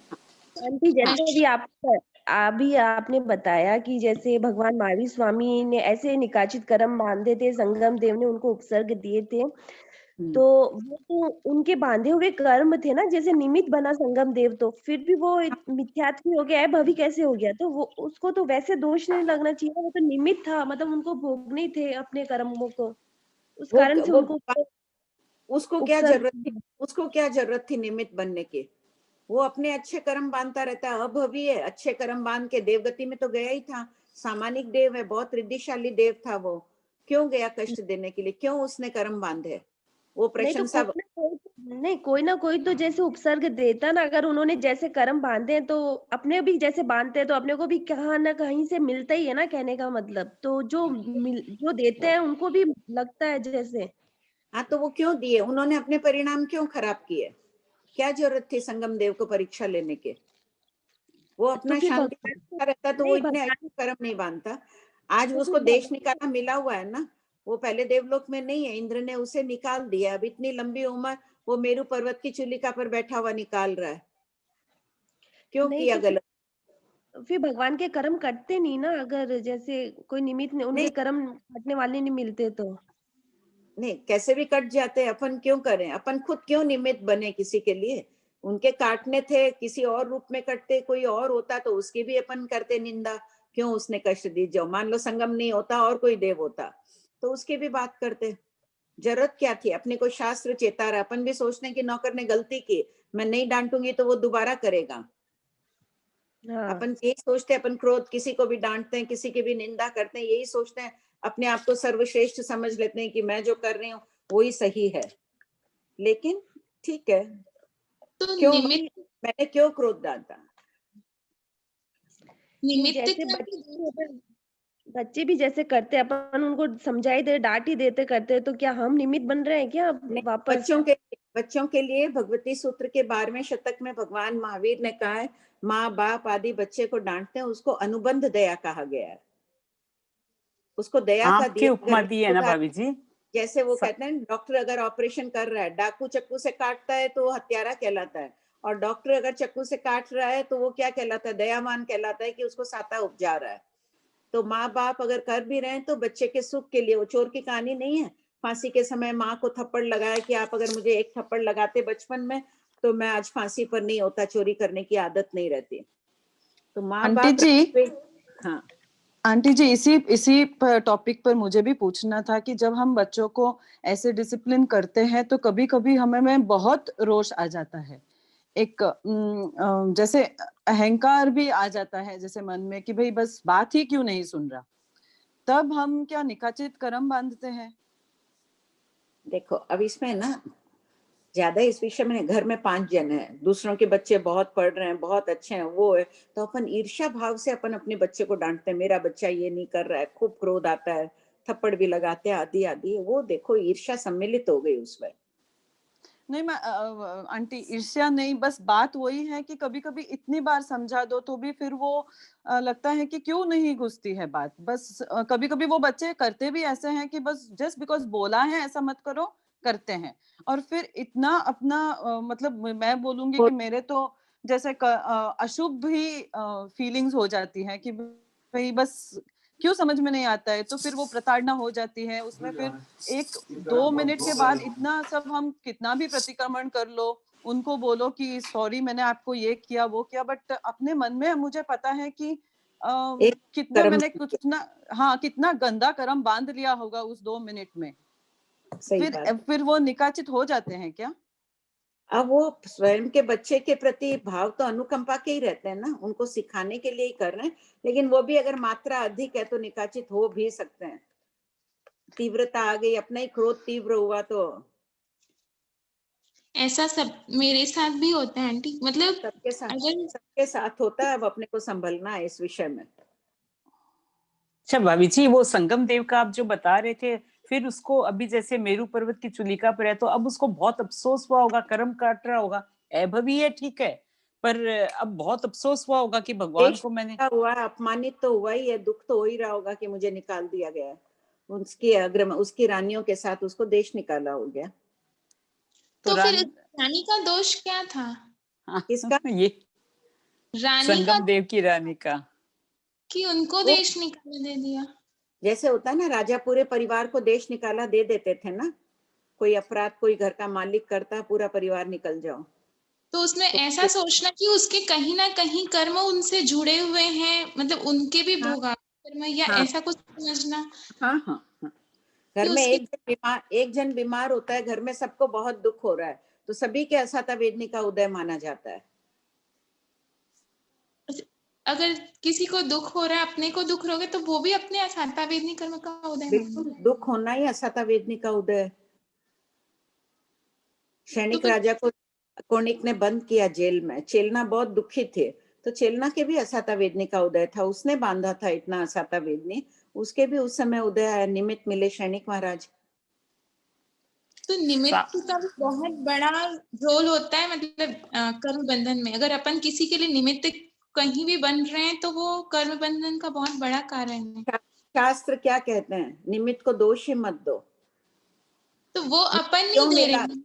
नहीं, निमित्त को तो गौण ही करना होगा, स्वयं के बांधे हुए कर्म है। सच्चा श्रावक, तुंग्यापुरी के श्रावकों की भगवान महावीर ने प्रशंसा की है दूसरे शतक के 5वें उपदेशक में। तो वहां वो क्या करते थे, अगर उन पर भी कोई दुख आता था, कोई संकट आता था, तो वो अन्य को दोष ही नहीं देते थे, मेरे स्वयं के कर्म बांधे हुए हैं, कोई निमित्त नहीं है। निमित्त में उलझने से संवेग भाव कम होगा, ये एकदम सोच के रख लो। संवेग भाव बहुत बड़ा ऐश्वर्य आत्मा का, अगर निमित्त को दोष देते रहेंगे तो ये कम हो जाएगा संवेग भाव। पर वो तो जो भोग जो निमित्त है ना, वो सोचेगा, जिसके लिए जो निमित्त बन रहा है वो सोचेगा कि ये मेरे लिए निमित्त है बस। पर जो निमित्त बन रहा है, जैसे संगम जो भगवान महावीर स्वामी के लिए बने, तो वो भगवान स्वामी उसको भोग रहे हैं कि ये निमित्त बस है मेरा, वो मेरे ही कर्म है। पर जो निमित्त बना संगम देव, तो वो भी, उसके भी कर्म इतने बंधे बंध रहे, बहुत गाढ़ कर्म बांधे उसने। जैसे हम अगर किसी के लिए निमित्त बन रहे हैं, तो वो अपने कर्म ही बांध रहे हैं। हाँ, हम कर्म बांध रहे हैं अगर किसी के लिए निमित्त बन रहे हैं तो। वो भोग रहा है, वो सुख, मतलब वो सोच के निकाल दिया कि निमित्त बस है, तो उसके कर्म कटेंगे, पर अपने तो बंध रहे हैं ना। हाँ, अपने बनते हैं, तभी तो संगम देव बांधा ना, निमित्त बना तो बांधा। तो जैसे अर्जुन माली का वो है कि वो एक निमित्त बने थे, मुद्गल पानी यक्ष।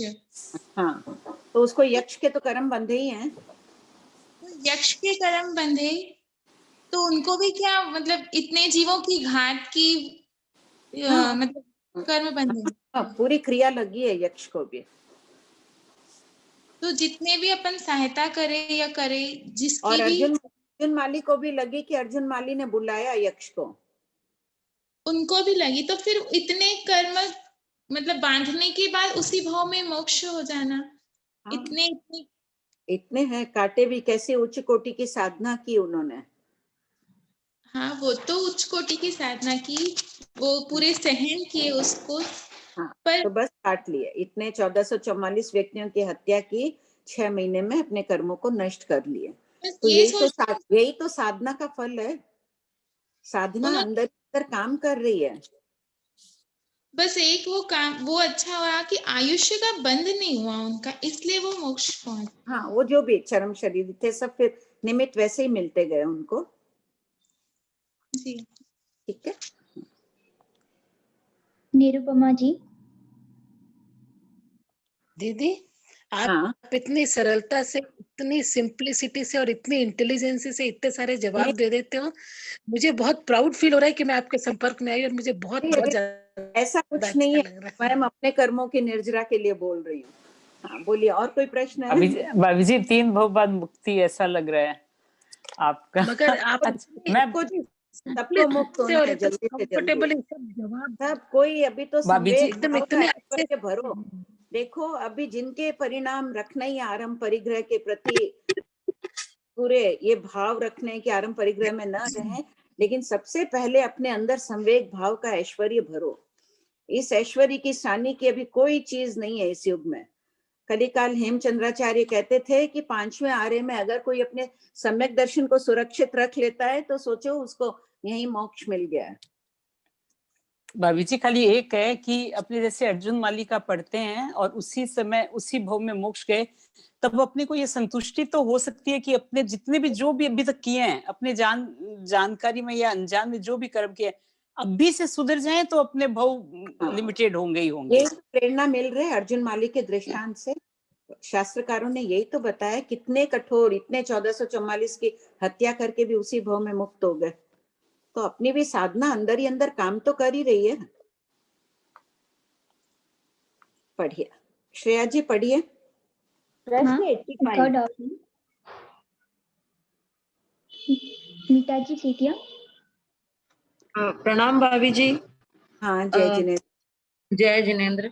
भाभी जी आपके प्रति बहुत बहुत आध्यात्मिक मंगल कामना है हम सबकी तरफ से। और भाभी जी एक था कि संगम देव जो चुलिका में अपना जीवन बिता रहा है अपनी रानियों के साथ, तो रानियों के भी इसके साथ में बंधन है कर्मों का। हाँ, यही बात अभी हुई थी ना, क्षणिक राजा जेल में थे और कौणिक अपनी माँ को बहुत प्यार करता था, तो चेलना को दुख तो था ही, असाता वेदने का उदय चेलना के भी था। आज वो भी अपना देवलोक के सुखों को छोड़कर वहां जंगल में बैठे हैं, तो दुख तो रानियों को भी है ही। ठीक है भाभी, थैंक यू। पढ़िए श्रेया जी। प्रश्न 85।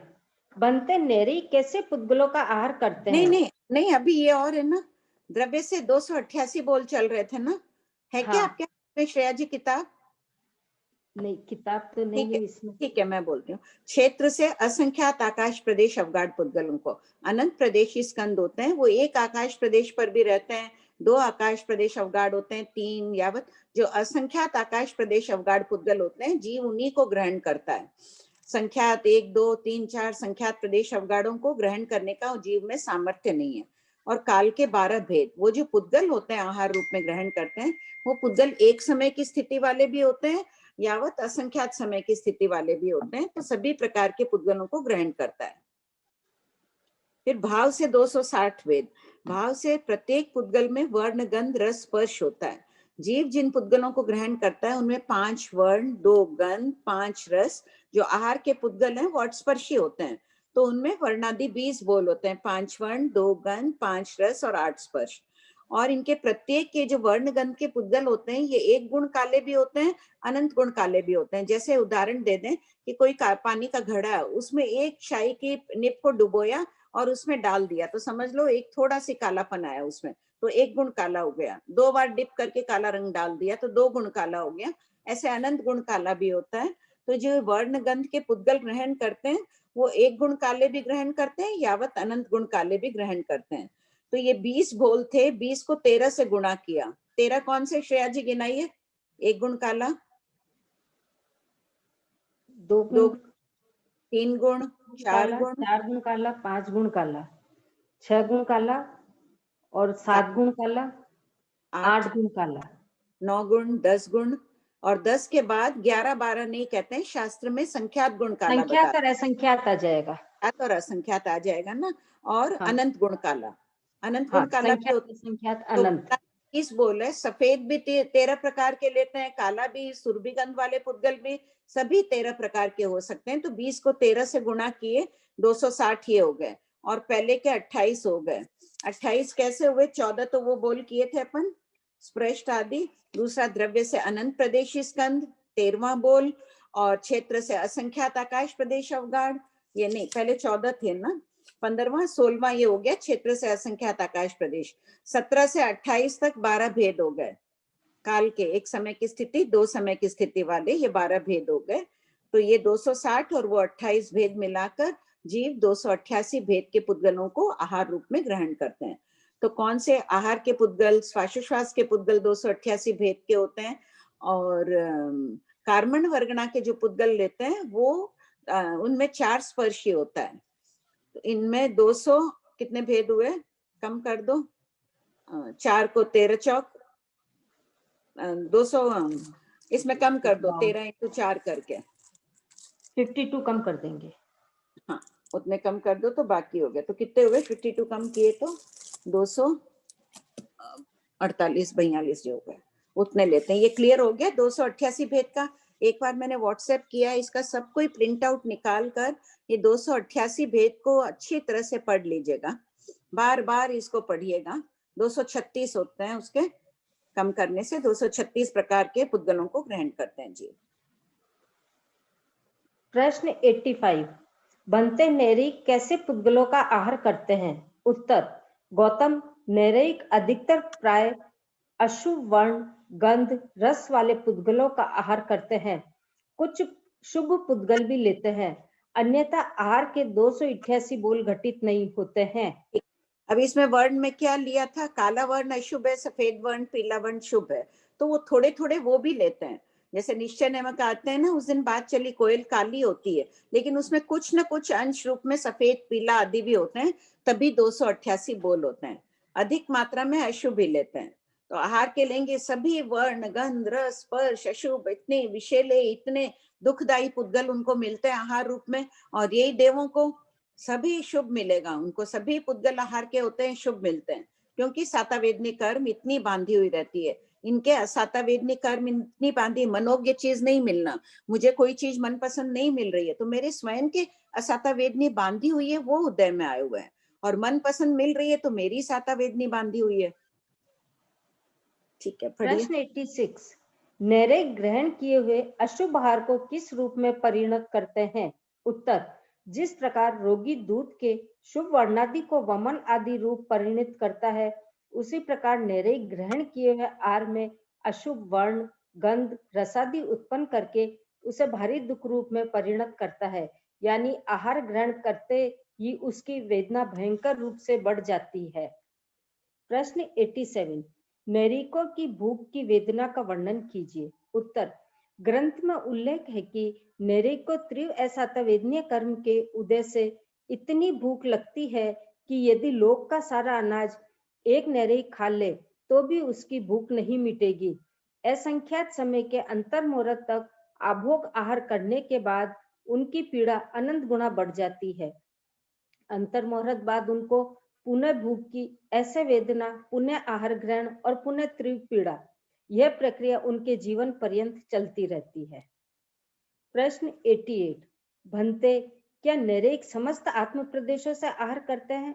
उत्तर, हाँ गौतम, समस्त आत्म प्रदेशों से यावत 12 बोलों से आहार लेते हैं। प्रश्न 89, 12 बोल कौन से हैं? नंबर 1, सभी आत्म प्रदेशों से आहार करते हैं। नंबर 2, सभी आत्म प्रदेशों से परिणमाते हैं। नंबर 3, आत्म प्रदेशों से उच्छ्वास लेते हैं। नंबर 4, सभी आत्म प्रदेशों से निश्वास छोड़ते हैं।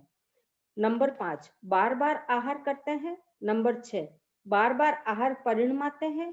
नंबर 7, बार बार उच्छ्वास लेते हैं। नंबर 8, बार बार निश्वास छोड़ते हैं। नंबर 9, कदाचित आहार करते हैं। नंबर 10, कदाचित आहार परिणमाते हैं। नंबर 11, कदाचित उच्छ्वास लेते हैं। नंबर 12, कदाचित निश्वास छोड़ते हैं। प्रश्न 9090, 12 बोल किस समय पाए जाते हैं? उत्तर, 12 बोल अपर्याप्त और पर्याप्त दोनों अवस्था में पाए जाते हैं। प्रश्न 91, आहार के वर्णन में श्वासोश्वास का वर्णन क्यों है? उत्तर, आहार ग्रहण करना उपभोग श्वासोश्वास वर्गणा के पुद्गलों को भी ग्रहण करते हैं, इसलिए आहार के साथ इसका वर्णन किया गया है। प्रश्न 92, नैरिक आहार रूप में ग्रहण किए हुए कितने पुद्गलों का आहार करते हैं और कितना भाग आस्वादते हैं? उत्तर, असंख्यात वे भाग का आहार करते हैं, अर्थात ये आहार ही इंद्रिय और शरीर रूप में परिणित होता है एवं अनंतवे भाग का आस्वादन करते हैं। शेष आहार आसार रूप से बाहर निकल जाता है। कैसे है? नैरिक जिन पुद्गलों को ग्रहण करते हैं, अपन भी खाना खाते हैं तो जितने कण होते हैं एक कौर मुंह में रखते हैं, हर कण का अपने को स्वाद नहीं आता है। जो लेते हैं रस रूप परिणमन भी होता है, तो एक असंख्यात्मा भाग का रस रूप परिणमन बना। आहार जब रस रूप परिणमन होता है तभी इंद्रिय रूप शरीर रूप परिणमन होता है, शक्तिवर्धक होता है, और बाकी असार भाग अपना भी निकल जाता है। और स्वाद एक अनंतवें भाग का ही आता है। अनंत प्रदेशी स्कंदों को जीव ग्रहण करता है, हर प्रदेश का अपने को स्वाद नहीं आता है। तो उसी प्रकार सभी जीवों के लिए यही बात लागू होती है। हाँ बोलो सुनीता।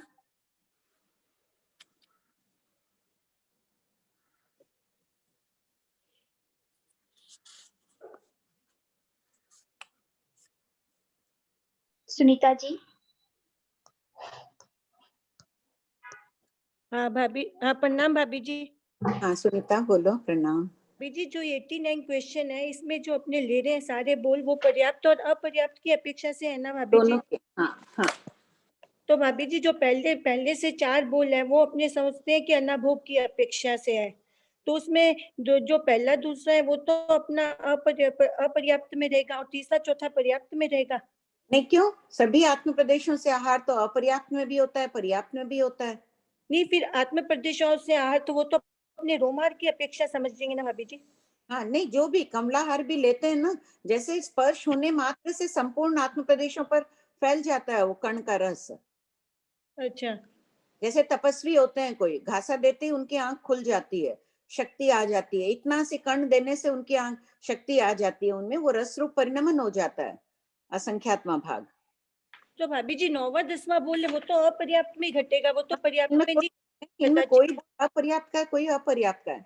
मैंने सम्मिलित में लिख दिया है कि पर्याप्त अपर्याप्त दोनों में लेते हैं। कदाचित आहार करते हैं, कदाचित आहार परिणाम आते हैं, तो आहार तो निरंतर कर रहा है जीव और परिणमन भी कर रहा है, ये हो गया अपर्याप्त की अपेक्षा, अनारक अवस्था। अनारक हाँ, अवस्था में। और कदाचित उच्छ्वास लेते हैं और कदाचित निश्वास छोड़ते हैं, तो ये हो गया, जब तक ये भी अपर्याप्त में घटेगा। और जब तक श्वासोश्वास पर्याप्ति बांधी ही नहीं है, जब उच्छ्वास लेते हैं तब छोड़ते नहीं है, ये पर्याप्त में भी हो जाता है। ठीक है। लेते समय छोड़ते नहीं है ना, लेने के बाद ही छोड़ते हैं। दोनों का कार्य। तक बोले वो पर्याप्त की अपेक्षा समझना। कौन सा? 5 से 8 तक बार बार आहार करते हैं, बार बार आहार परिणमाते हैं, बार बार उच्छ्वास लेते हैं। अपर्याप्त पर्याप्त दोनों में, पांचवा छठा दोनों में आ जाएगा ना। बार बार आहार कर ही रहा है, अपर्याप्त अवस्था में भी आहार पर्याप्ति पूर्ण होने के बाद आहार परिणमन करता ही रहता है लेकर। उच्छ्वास वाला बोल आहार अपर्याप्त पर्याप्त दोनों में आ रहा है। ठीक है। अपर्याप्त अवस्था में श्वासोश्वास पर्याप्ति पूर्ण होने के बाद ही लेते हैं। जय जिनेन्द्र जी। हाँ बोलिए। ये प्रश्न नंबर 91, आहार ग्रहण करना उपयोग श्वासोश्वास वर्गना के पुद्गलों को भी ग्रहण करते हैं। यहाँ पे उपयोग के किस अपेक्षा से उपभोग नहीं, आहरण शब्द का, एक आहरण शब्द का अर्थ है ग्रहण करना, शब्द का अर्थ लिखा हुआ है, उपभोग करना, ग्रहण करना। अच्छा। आहरण लिख के डैश किया हुआ ना, शब्द का अर्थ है। तो श्वासोश्वास वर्गना के पुद्गलों को भी ग्रहण करते हैं, उनका उपभोग कर रहे हैं, इसलिए आहार वर्गना के बाद में श्वासोश्वास वर्गना का भी कथन है। फिर कर्म का भी आ जाएगा, वो भी ग्रहण करते हैं कर्म पुद्गलों को। ठीक है सर, धन्यवाद। आंटी जी। हाँ बोलिए शकुंतला जी। 92 क्वेश्चन है ना, तो उसमें पहले लिखा है कि कितने पुद्गलों का आहार करते हैं और कितने भाग का आस्वादन करते हैं। तो इसमें अगर आप आस्वादन का है ना कवल आहार से ले रहे हैं आंटी जी, तो पहले जीव आस्वादन करेगा और उसमें आप रस भाग को बता रहे हैं, तो फिर आहार करेगा। तो ये क्वेश्चन उल्टा क्यों दिया है? नहीं, जो पहले बता दिया कि भाई लिया है तो उसका कितना भाग आस्वादन होगा, स्पर्श नहीं, कितना भाग इंद्रिय रस रूप परिणमन होगा, असंख्यात्म भाग रस रूप परिणमन होगा। और फिर बताया कि कितना भाग आस्वादन कर होता है उन पुद्गलों का, जो ग्रहण किए हुए पुद्गल हैं, एक टुकड़ा खा रहे हैं तो असंख्यात्म भाग शरीर और इंद्रिय रूप परिणत हो गया। वो जो लिए थे पुद्गल, वो अनंतवें भाग ही खाली आस्वादन हो रहा है। एक ही बात है। शास्त्रों में पूर्वानुपूर्वी क्रम भी रहता है, अनानुपूर्वी क्रम भी। अगर रस का पहले बोल देते तो प्रश्न होता कि पहले क्यों नहीं बताया कि कितना भाग रस रूप परिणमन नहीं हुआ, या अनानुपूर्वी क्रम भी समझ लो। शास्त्रों में अनुपूर्वी, अनानुपूर्वी, पश्चानुपूर्वी तीनों प्रकार से क्रम मिलते हैं। अनुपूर्वी यानी क्रम पूर्वक, जैसे नौकार मंत्र पूरा बोलते हैं क्रम पूर्वक। पश्चानुपूर्वी उल्टा नौकार मंत्र बोलते हैं। तो उसी प्रकार आगे अपन चलेंगे ना, तीनों क्रम मिलेंगे शास्त्रों में।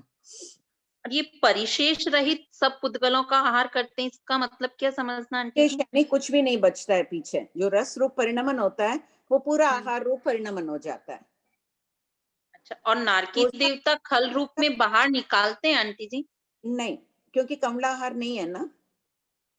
अच्छा। कमलाहार हो तभी खल और निकलता है। तो फिर इनके अंदर कैसे समझना चाहिए फिर? इनका परिणमन होता है, बाकी किसी रूप में निकल जाता है। एक इंद्रिय का भी निकलता है। कैसे निकलता है? पत्तों में तो अपने को कभी कभी पानी दिख जाता है, बहुत पानी दे दिया, पत्तों पे पानी आया हुआ दिखता है ना कि बाहर ज्यादा आ गया है, कुछ कुछ पत्तों में बाहर पानी। तो किसी न किसी रूप में इनका भी निकलता ही है। मल रूप न भी निकलो, कोई ना कोई शरीर से वैसे निकलता होगा। ठीक है। अभी जी जीव पर्याप्त होने से पहले तो श्वास निश्वास नहीं करता है ना? नहीं, श्वासोश्वास पर्याप्ति बांधने के बाद ही लेता है श्वासोश्वास। तो ठीक बात है भाभी जी। हाँ। ये जो 12 बोल जो हैं ये पर्याप्त अपर्याप्त दोनों की अपेक्षा से है। और कोई बोल खाली अपर्याप्त, कोई बोल खाली पर्याप्त, कोई बोल दोनों की अपेक्षा। तो यहाँ बगल बगल में एक मिनट अगर लगे तो आप लिखा देंगे कि कौन से पर्याप्त। सभी आत्म प्रदेशों से आहार करते हैं, पर्याप्त अपर्याप्त दोनों में, पहला दूसरा बोल दोनों में। ठीक है। दूसरा आज सभी आत्म प्रदेशों, चारों बोल तो दोनों में ही आ गए, पर्याप्त अपर्याप्त दोनों में, सभी फर्स्ट टू आत्म फोर। फिर बार बार भी पर्याप्त अपर्याप्त दोनों में, पांचवा छठा भी वही हो गया। अच्छा। सातवां आठवां भी हो गया। कदाचित अगर संगी मनुष्य है, श्वासोश्वास पर्याप्ति के बाद भाषा मन पूर्ण न हो, तब तक वो श्वासोश्वास की प्रक्रिया शुरू हो जाती है। तो ये पर्याप्त और अपर्याप्त दोनों में हो गए। तो फर्स्ट टू 8 अभी तक दोनों ही हो गए, पर्याप्त अपर्याप्त। हाँ, दोनों में हो गए। और कदाचित आहार करते हैं, ये अपर्याप्त में हो गया। हाँ, ये अपर्याप्त में हो गया। और हाँ। मनुष्य में केवली समुद्घात से भी समझ लो, कदाचित आहार परिणाम आते हैं, ये अपर्याप्त का हो गया। ठीक है। कदाचित उच्छ्वास लेते हैं, कदाचित छोड़ते हैं, ये दोनों हो गया पर्याप्त अपर्याप्त में।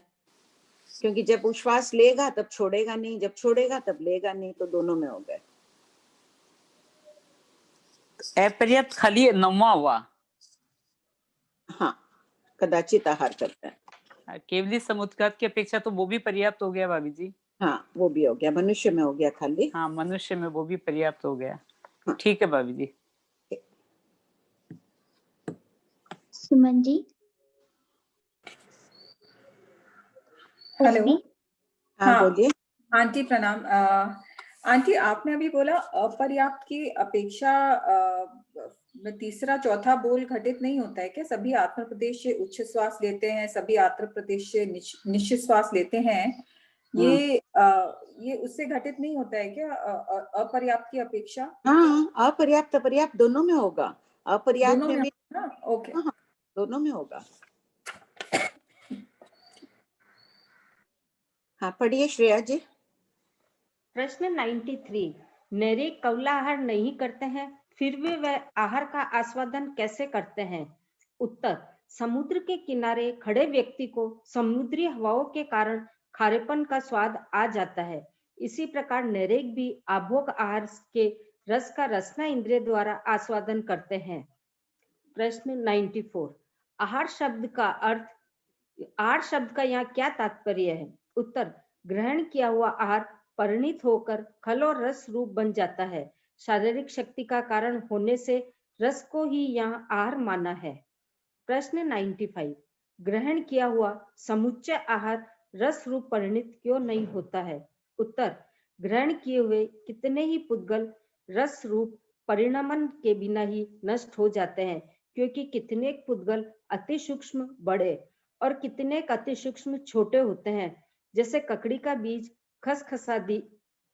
ठीक है। प्रश्न 96।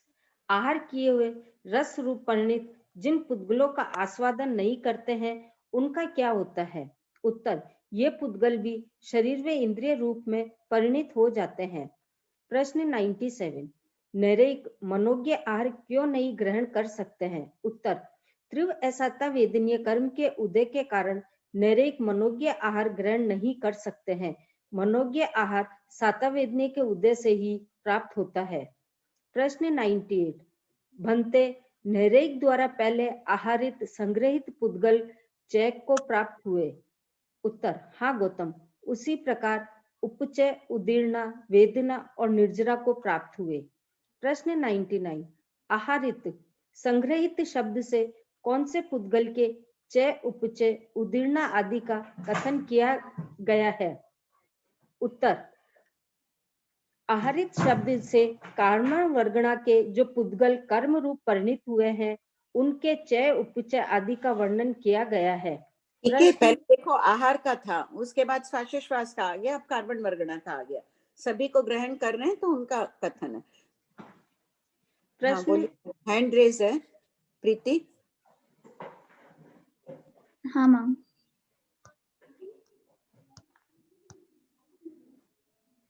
जय जिनेन्द्र भाभी जी। हाँ बोलिए। 98 क्वेश्चन नंबर में ये यहाँ पे चय को प्राप्त हुए, ये चय का मतलब क्या हुआ यहाँ पे? चय यानी इकट्ठे करना, उपचय विशेष रूप से इकट्ठे करना, कर्मों की उदीर्णा, वेदना और निर्जरा को प्राप्त हुए। कर्म ग्रहण चय यानी इकट्ठा करना क्या? हाँ हाँ, उपचय और विशेष रूप से इकट्ठा करना। धन्यवाद दीदी। आंटी जी, हाँ 96 वाले क्वेश्चन में आपने बताया कि आहार किए हुए रस रूप परिणित जिन पुद्गलों का आस्वादन नहीं करते हैं उनका क्या होता है?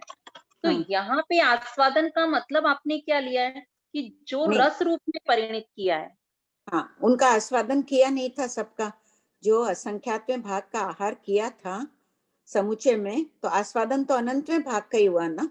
जैसे 1000 पुद्गलों का रस रूप परिणत किया, उसमें से खाली 100 पुद्गल का ही स्वाद आया, बाकी के 900 क्या हुए?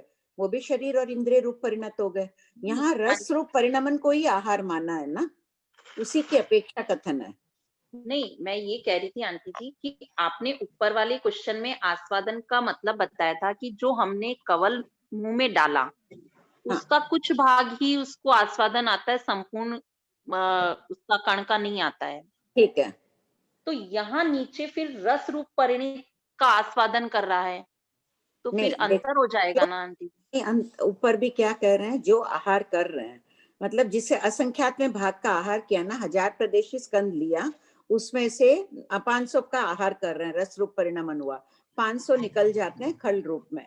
अब 500 में भी स्वाद उसको 100 पुद्गलों का ही आया, तो 500 रूप परिणत है ना, वो तो शरीर इंद्रिय रूप बनेंगे ही। स्वाद उसको 100 पुद्गलों का आया, तो वो 100 पुद्गल भी तो आहार के ही बने, रस रूप ही परिणत हुए थे। तो जो रस रूप हमने परिणित किया उसमें से हमने भाग निकाल दिया, उस रस के अंदर से हमने अनंत में भाग का आस्वादन किया है। हाँ, उसका जो रस लिया तो अपन ने पूरा ही, अब वो आया होगा तो नष्ट हुआ है, उनमें भी अपन ने किया होगा। समुचय रूप से कथन करो तो जो एक और लिया है, तो उसमें से अपन ने 10,000 दलिकों को लिया, 9,000 तो उसमें वेस्ट हो रहे हैं, चाहे आस्वादन हुआ है तो भी उसको अपन अभी आहार रूप में नहीं गिन रहे हैं, वो नष्ट हो गया, शरीर इंद्रिय रूप परिणत नहीं हुआ है। 9,000 को छोड़ दो, 1000 की बात करो, तो 1000 में 100 का आस्वादन आया और 900 का रस, तो पूरा 900 का बना है, 1000 का बना है, समझ लो। स्वाद सिर्फ 100 का आया, 900 का स्वाद नहीं आया। और एक आंटी जी, आप ये जो चय उपचित उदृत वेदित निर्जरित बता रहे हैं, तो वो आहार के पुद्गल पे कैसे घटित करेंगे? नहीं, ये कार्बन वर्गना पे समझना, उदीर्णा कार्बन की होगी। यहाँ पहले आहार के पुद्गलों की बात चली है, फिर श्वासोश्वास की, फिर कार्बन वर्गना की। वेदन आदि आंटी जी, जो थोकड़ा है ना बुक में, उसके अंदर ये आहार के पुद्गल के लिए भी बताया है कि जिस मतलब ऊपर पहले परिणित का बताया कि जो परिणित नहीं हुए हैं और जो परिणित होंगे, फिर जैसे परिणित का कहा उसी तरह चय उपचित उदृत वेदित और निर्जरण का कहना, तो आहार पे कैसे करेंगे इसको? नहीं, तो आहार के वेदन आदि का कैसे सामान, उदीर्णा तो अपन कर ही नहीं सकते ना आहार के पुद्गलों के, क्या उदीर्णा के? तो यहाँ कर्म सब जो बोल आहार में घटित हो जाएगा, चय भी करते हैं आहार के पुद्गलों को, उपचय भी करते हैं, उनकी निर्जरा भी करते हैं, वापस निकाल देते हैं, वेदन भी कर देते हैं कि शरीर में शक्ति रूप ये वेदन हो रहा है। लेकिन उदीर्णा शब्द यहाँ आ रहा है, तब यहाँ कार्बन वर्गना की, कर्म की अपेक्षा समझना है। नहीं तो आधे कर्म की अपेक्षा और आधे आहार की अपेक्षा कैसे समझें? तो सभी बोल उसमें नहीं जा रहे हैं ना, जो उसमें आहार में घटित हो रहा है, आहार में उदीर्णा का बोल घटित नहीं हो रहा है, इसलिए उदीर्णा का बोल यहाँ अभी कार्बन आहारित पुद्गल का उदीर्णा का वर्णन कार्बन वर्गना से ही समझना है। क्योंकि ये चर्चा चली थी, उदीर्णा का पहले कहा कि ज्यादा खा लिया मोटा हुआ, ये सब फिर बैठा नहीं था। मरासा ने कहा नहीं, ये उदीर्णा शब्द नहीं बैठेगा आहार में, तो जो शब्द जहाँ बैठ रहा है वहां घटित कर लो, बाकी तो सब घटित हो ही जाते हैं सभी में, खाली उदीर्णा के लिए कर्म का ही समझना है। नहीं तो एक बार आप बताइए ना, इसको कैसे करेंगे? आहार के पुद्गल जैसे परिणित हुए, हाँ, चय किया, उपचय किया, कोई बाधा नहीं, आहार के पुद्गलों को ग्रहण किया और ज्यादा अधिक मात्रा में लिया, उपचय भी हो गया।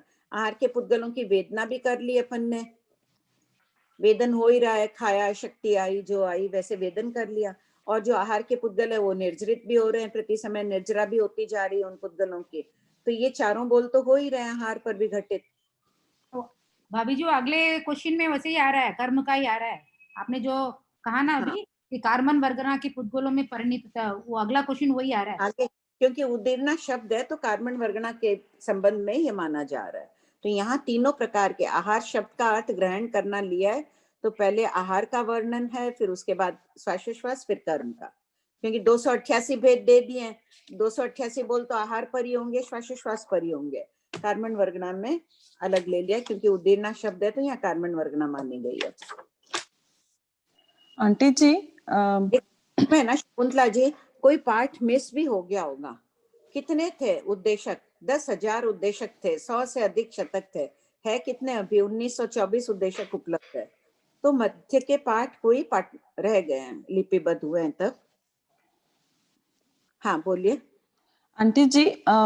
ये जो हमने पढ़ा कि जैसे उनको बहुत नरक के जीवों को बहुत वेदना होती है जब उनको भूख लगती है, और फिर खाने में भी, खाने के बाद असह्य वेदना होती है। तो वो जो ऐसी वेदना होती है तो फिर उसमें उनके भाव कैसे होते हैं? जैसे उनको जैसे वो मतलब ऐसे पश्चाताप करते हैं कि ऐसे दुखी होते हैं? दुखी, देखो पश्चाताप भी करते ही होंगे। सम्यक दृष्टि तीर्थंकर की आत्माएं भी तो वहां पर है। दुख वेदना तो उनको भी भोगनी पड़ती है, लेकिन अपेक्षाकृत कम होती है। सम्यक दृष्टि देवता उत्तर दिशा में ही उत्पन्न होते हैं, सम्यक दृष्टि नेरिक उत्तर दिशा में ही होते हैं, तो अपेक्षाकृत वेदना कम है, फिर भी वेदना तो है ही। तो वो फिर क्या करेंगे? फिर भूख सहन नहीं होगी, फिर उनको आहार तो करना ही पड़ेगा। हाँ, तो जब अभी जैसे शरण्यक भगवान और कृष्ण भगवान वहां पे हैं, तो वो क्या उनको पता है कि मैं ये जीवन मेरा मतलब नैरिक का जीव मुझे ऐसे ऐसे भोगना है क्योंकि मैं आगे जाके इनको काटूंगा और मैं तीर्थंकर बन जाऊंगा? तो क्या वो ऐसे समभाव में लेते हैं कि नहीं मुझे ऐसे समभाव में भी लेते हैं। सम्यक दृष्टि अवधि ज्ञानी होते हैं, जाति स्मरण ज्ञान भी होता है, अपना पूर्व भाव भी देख लेते हैं। तो इनमें जो मिथ्या दृष्टि होते हैं, अपना पूर्व भाव अगर देख लेते हैं मति ज्ञान से, जाति स्मरण ज्ञान मति ज्ञान का भेद है, देख लेते हैं तो अच्छा तुम पूर्व भाव में मेरे साथ ये थे, दुख भी देते हैं। और कोई पूर्व भाव देखकर समभाव में भी रहते हैं। इतनी सम्यक दृष्टि आत्माएं वहां रहती है, अब समभाव तो रहता ही है उनमें भी। अच्छा, ठीक है आंटी जी, थैंक यू। हाँ पढ़िए श्रेया। प्रश्न 100। बनते नैरिक जीवों द्वारा कितने प्रकार के पुद्गल भेदे जाते हैं? उत्तर: गौतम, कर्म द्रव्य वर्गणा की अपेक्षा से 2 प्रकार के पुद्गल भेदे जाते हैं, अणु और बादर। प्रश्न 101। भेदन किसे कहते हैं? उत्तर: पूर्वबद्ध कर्मों के अनुभाग रस को उद्वर्तनाकरण और अपरिवर्तनाकरण के द्वारा तीव्र या मंद करना भेदन कहलाता है। प्रश्न 102। अणु और बादर पुद्गलों का क्या अर्थ है? उत्तर: जिस प्रकार आटे और थुल्ली सबके सभी कण सरीखे नहीं होते हैं, उसी प्रकार ग्रहण किए हुए अनंत प्रदेशी कर्म स्कंद भी सरीखे नहीं होते हैं, छोटे बड़े होते हैं। अर्थात किसी अनंत प्रदेशी स्कंद में कम प्रदेश होते हैं और किसी में अधिक प्रदेश होते हैं। उन्हें अणु और बादर पुद्गल कहते हैं। प्रश्न 103। भंते मेरे कितने प्रकार के पुद्गलों का चय करते हैं? उत्तर: आहार द्रव्य वर्गणा की अपेक्षा से अणु और बादर 2 प्रकार के पुद्गलों का चय करते हैं। इसी प्रकार उपचय का कहना चाहिए। प्रश्न 104। कर्म वर्गणा और आहार वर्गणा दोनों प्रकार के पुद्गलों का साथ में वर्णन क्यों है? उत्तर: दोनों प्रकार के पुद्गलों का आहार ग्रहण होता है, इसलिए साथ में वर्णन है। प्रश्न 105।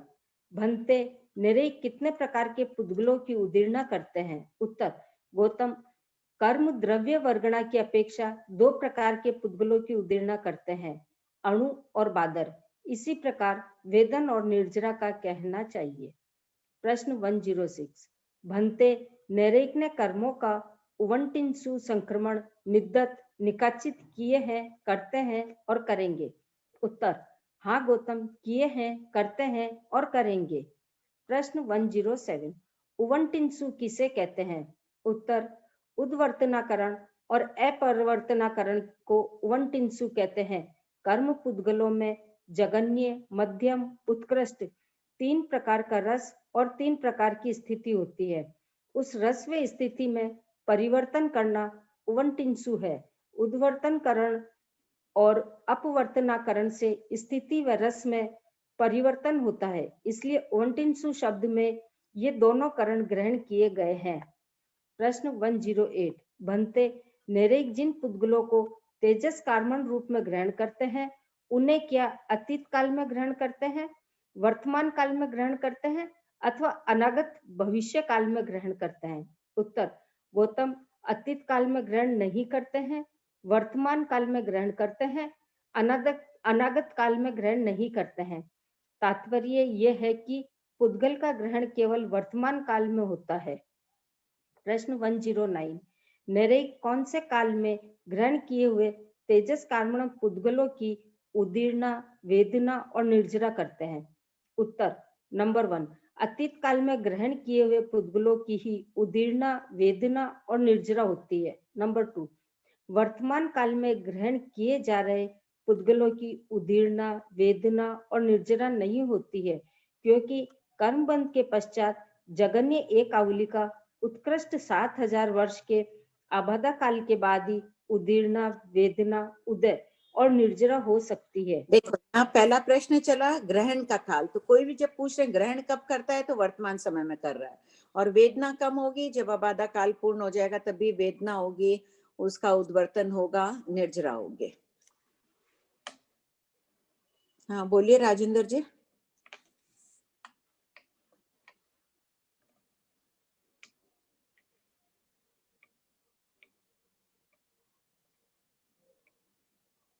प्रीति। हाँ हाँ राजेंद्र जी। निरुपमा जी। दीदी इसमें 2000 वर्ष आबादा काल लिखा हुआ है बुक में।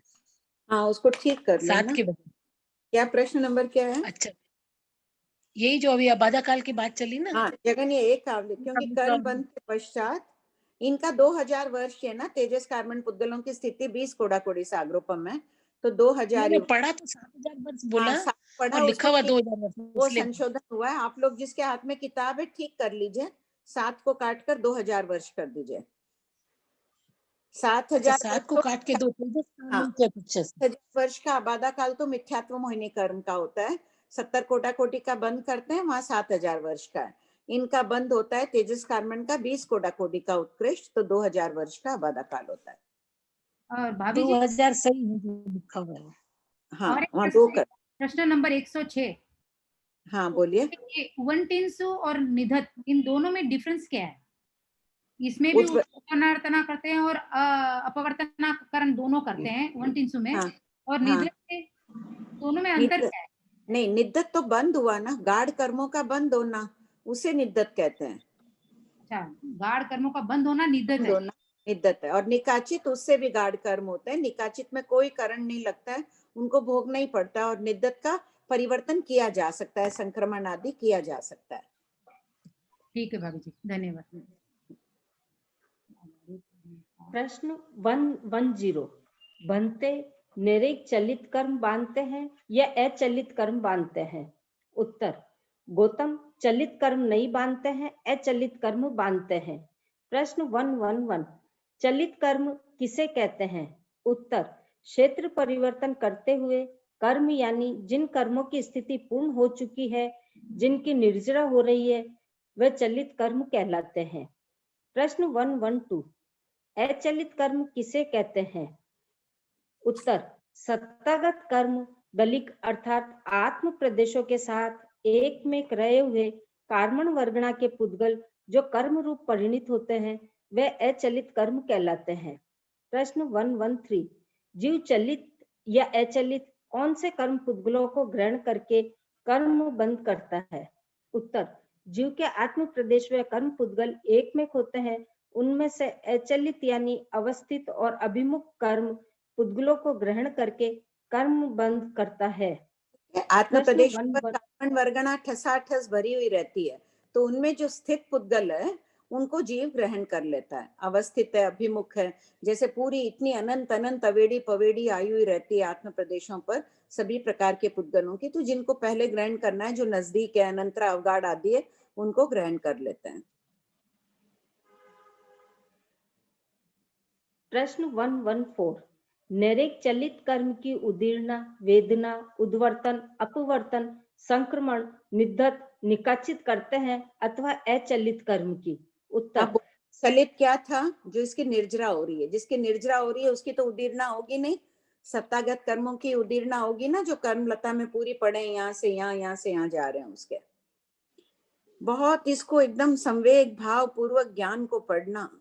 प्रबल पुण्योदय होता है तब संवेग भाव अधिक होता है। अब इसमें देखिए, जैसे अगर कोई सोचे कि दिए की लौ, दीपक की लौ होती है, उससे लोहे को गलाया जा सकता है। अपन कहते हैं ज्ञान दर्शन चारित्र से हम कर्मों को क्षय कर देंगे, ज्ञानावरणी आदि कर्मों को, लेकिन दीपक की लौ से वो नष्ट नहीं होता है, लोहा पिघलता नहीं है। तेज अग्नि होती है तब लोहा पिघलता है। तो ज्ञानावरणी, दर्शनावरणी, अंतराय मोहिनी कर्म जो है वो एकदम लोहे के गोले की तरह है। तीव्र पुरुषार्थ चाहिए, संवेग भाव के साथ साथ पुरुषार्थ करेंगे। अपने पास अभी पूर्ण रूप से चारित्र नहीं है कि उससे कर लें, देश चारित्र है, उसमें अपने को बढ़ाना ही है। व्रत, नियम, पचकान आदि शक्ति अनुसार थोड़े थोड़े बढ़ाने चाहिए। और इस ऐश्वर्य को तो बहुत बढ़ाओ। कौन सा ऐश्वर्य? मैं आज बार बार एक ही शब्द बोल रही हूँ। कौन सा ऐश्वर्य श्रेया जी? संभाव का, संवेग भाव। संवेग भाव होगा, संभाव अपने आप आएंगे। नींव संवेग भाव है सब धार्मिक आराधना के। हाँ बोलिए, प्रश्न है?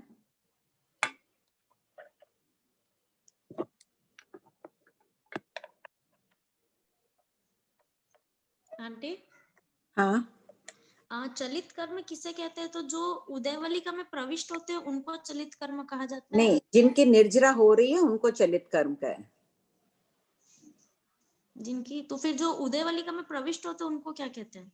वो अचलित उनको भी कर्म। तो चलित कर्म बताया था ना आपने एक बार कि वो चल रहे हैं, मतलब वो अलग, चल माने चलिए सिद्धांत की अलग बात हो गई। वहां एक दृष्टांत देकर बताया था कि आ गए हैं तो बस उनको भोगना ही पड़ेगा, उस अपेक्षा से कह दिया है। स्याद्व्याद अनेकांतवाद दृष्टि से वहां कथन था। ये निश्चय नय से भिन्न प्रकार से पूछा गया चलित, जिनकी निर्जरा हो रही है वो चलित। अच्छा अच्छा आंटी, ये जो अचलित कर्म है जो सत्ता में रहते हैं, तो क्या ये हमारे शरीर के अंदर ही रहते हैं? हाँ, एक में एक है। जो शरीर दिख रहा है ना, ये पुद्गल जो दिख रहे हैं, उनमें भी कार्मण वर्गना एक में एक हुई हुई है। कार्मण वर्गना, हाँ, कर्म एक में एक है सभी में।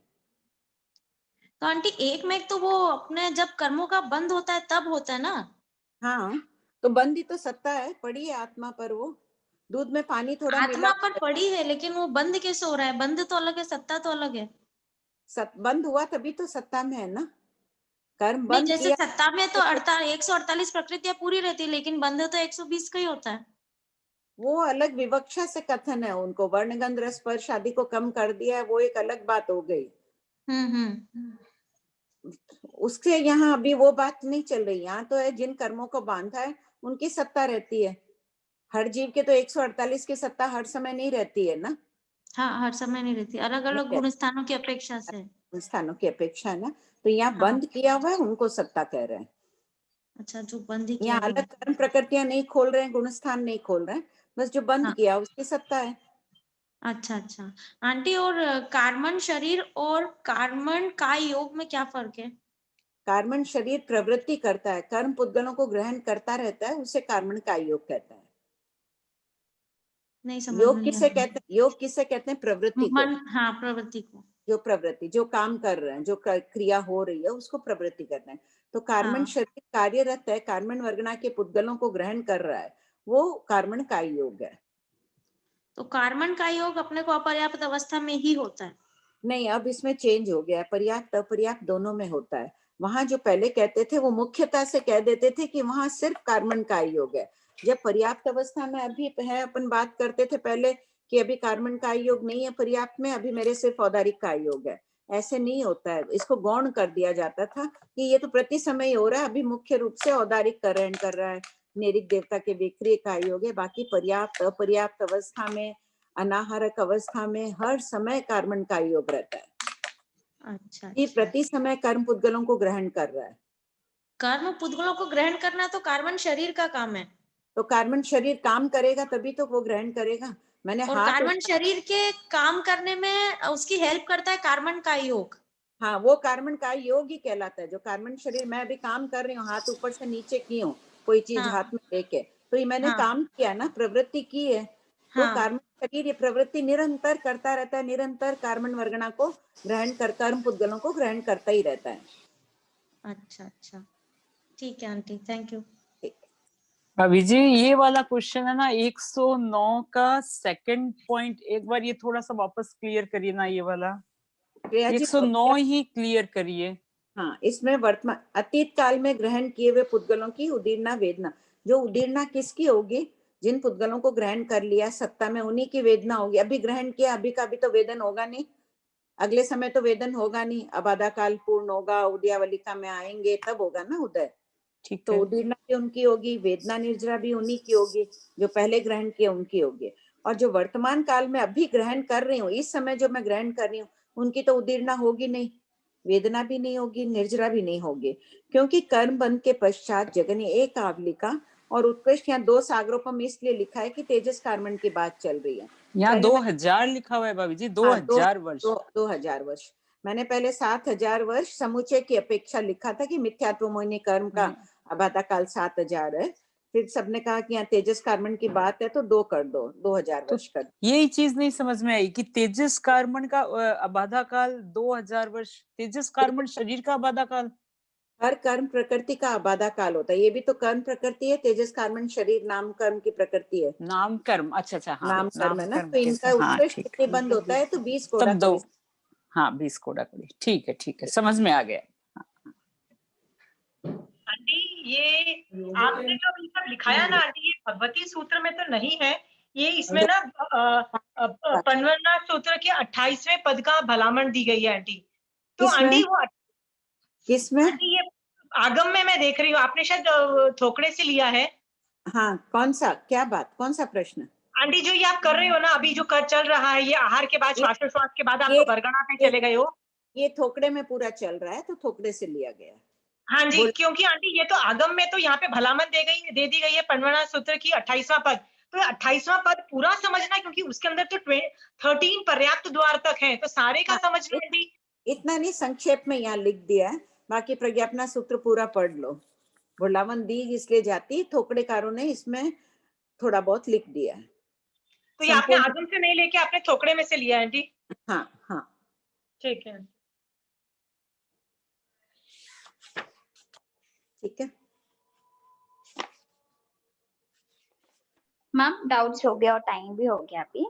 ठीक है, सब कोई बार बार पढ़िएगा, जो हुआ है उनको भी और नए प्रश्नों को भी बार बार पढ़िएगा। बहुत पुरुषार्थ की आवश्यकता है अपने को। बोलो विनीता। भाभी जी होमवर्क दे दीजिए ना, बहुत असर करता है होमवर्क। एक संवेग भाव, हाँ वो तो बोलिए आप। संवेग को प्राप्त करना है, सबसे बड़ा होमवर्क हो गया। ठीक है, ठीक। मैम एक और डाउट है, सुशीला जी।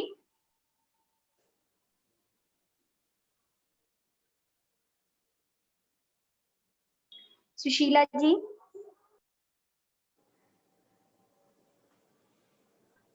मैम वो वॉइस नहीं आ रही उनकी। ओके प्रीत। हाँ मैम। जय जिनेंद्र सबको।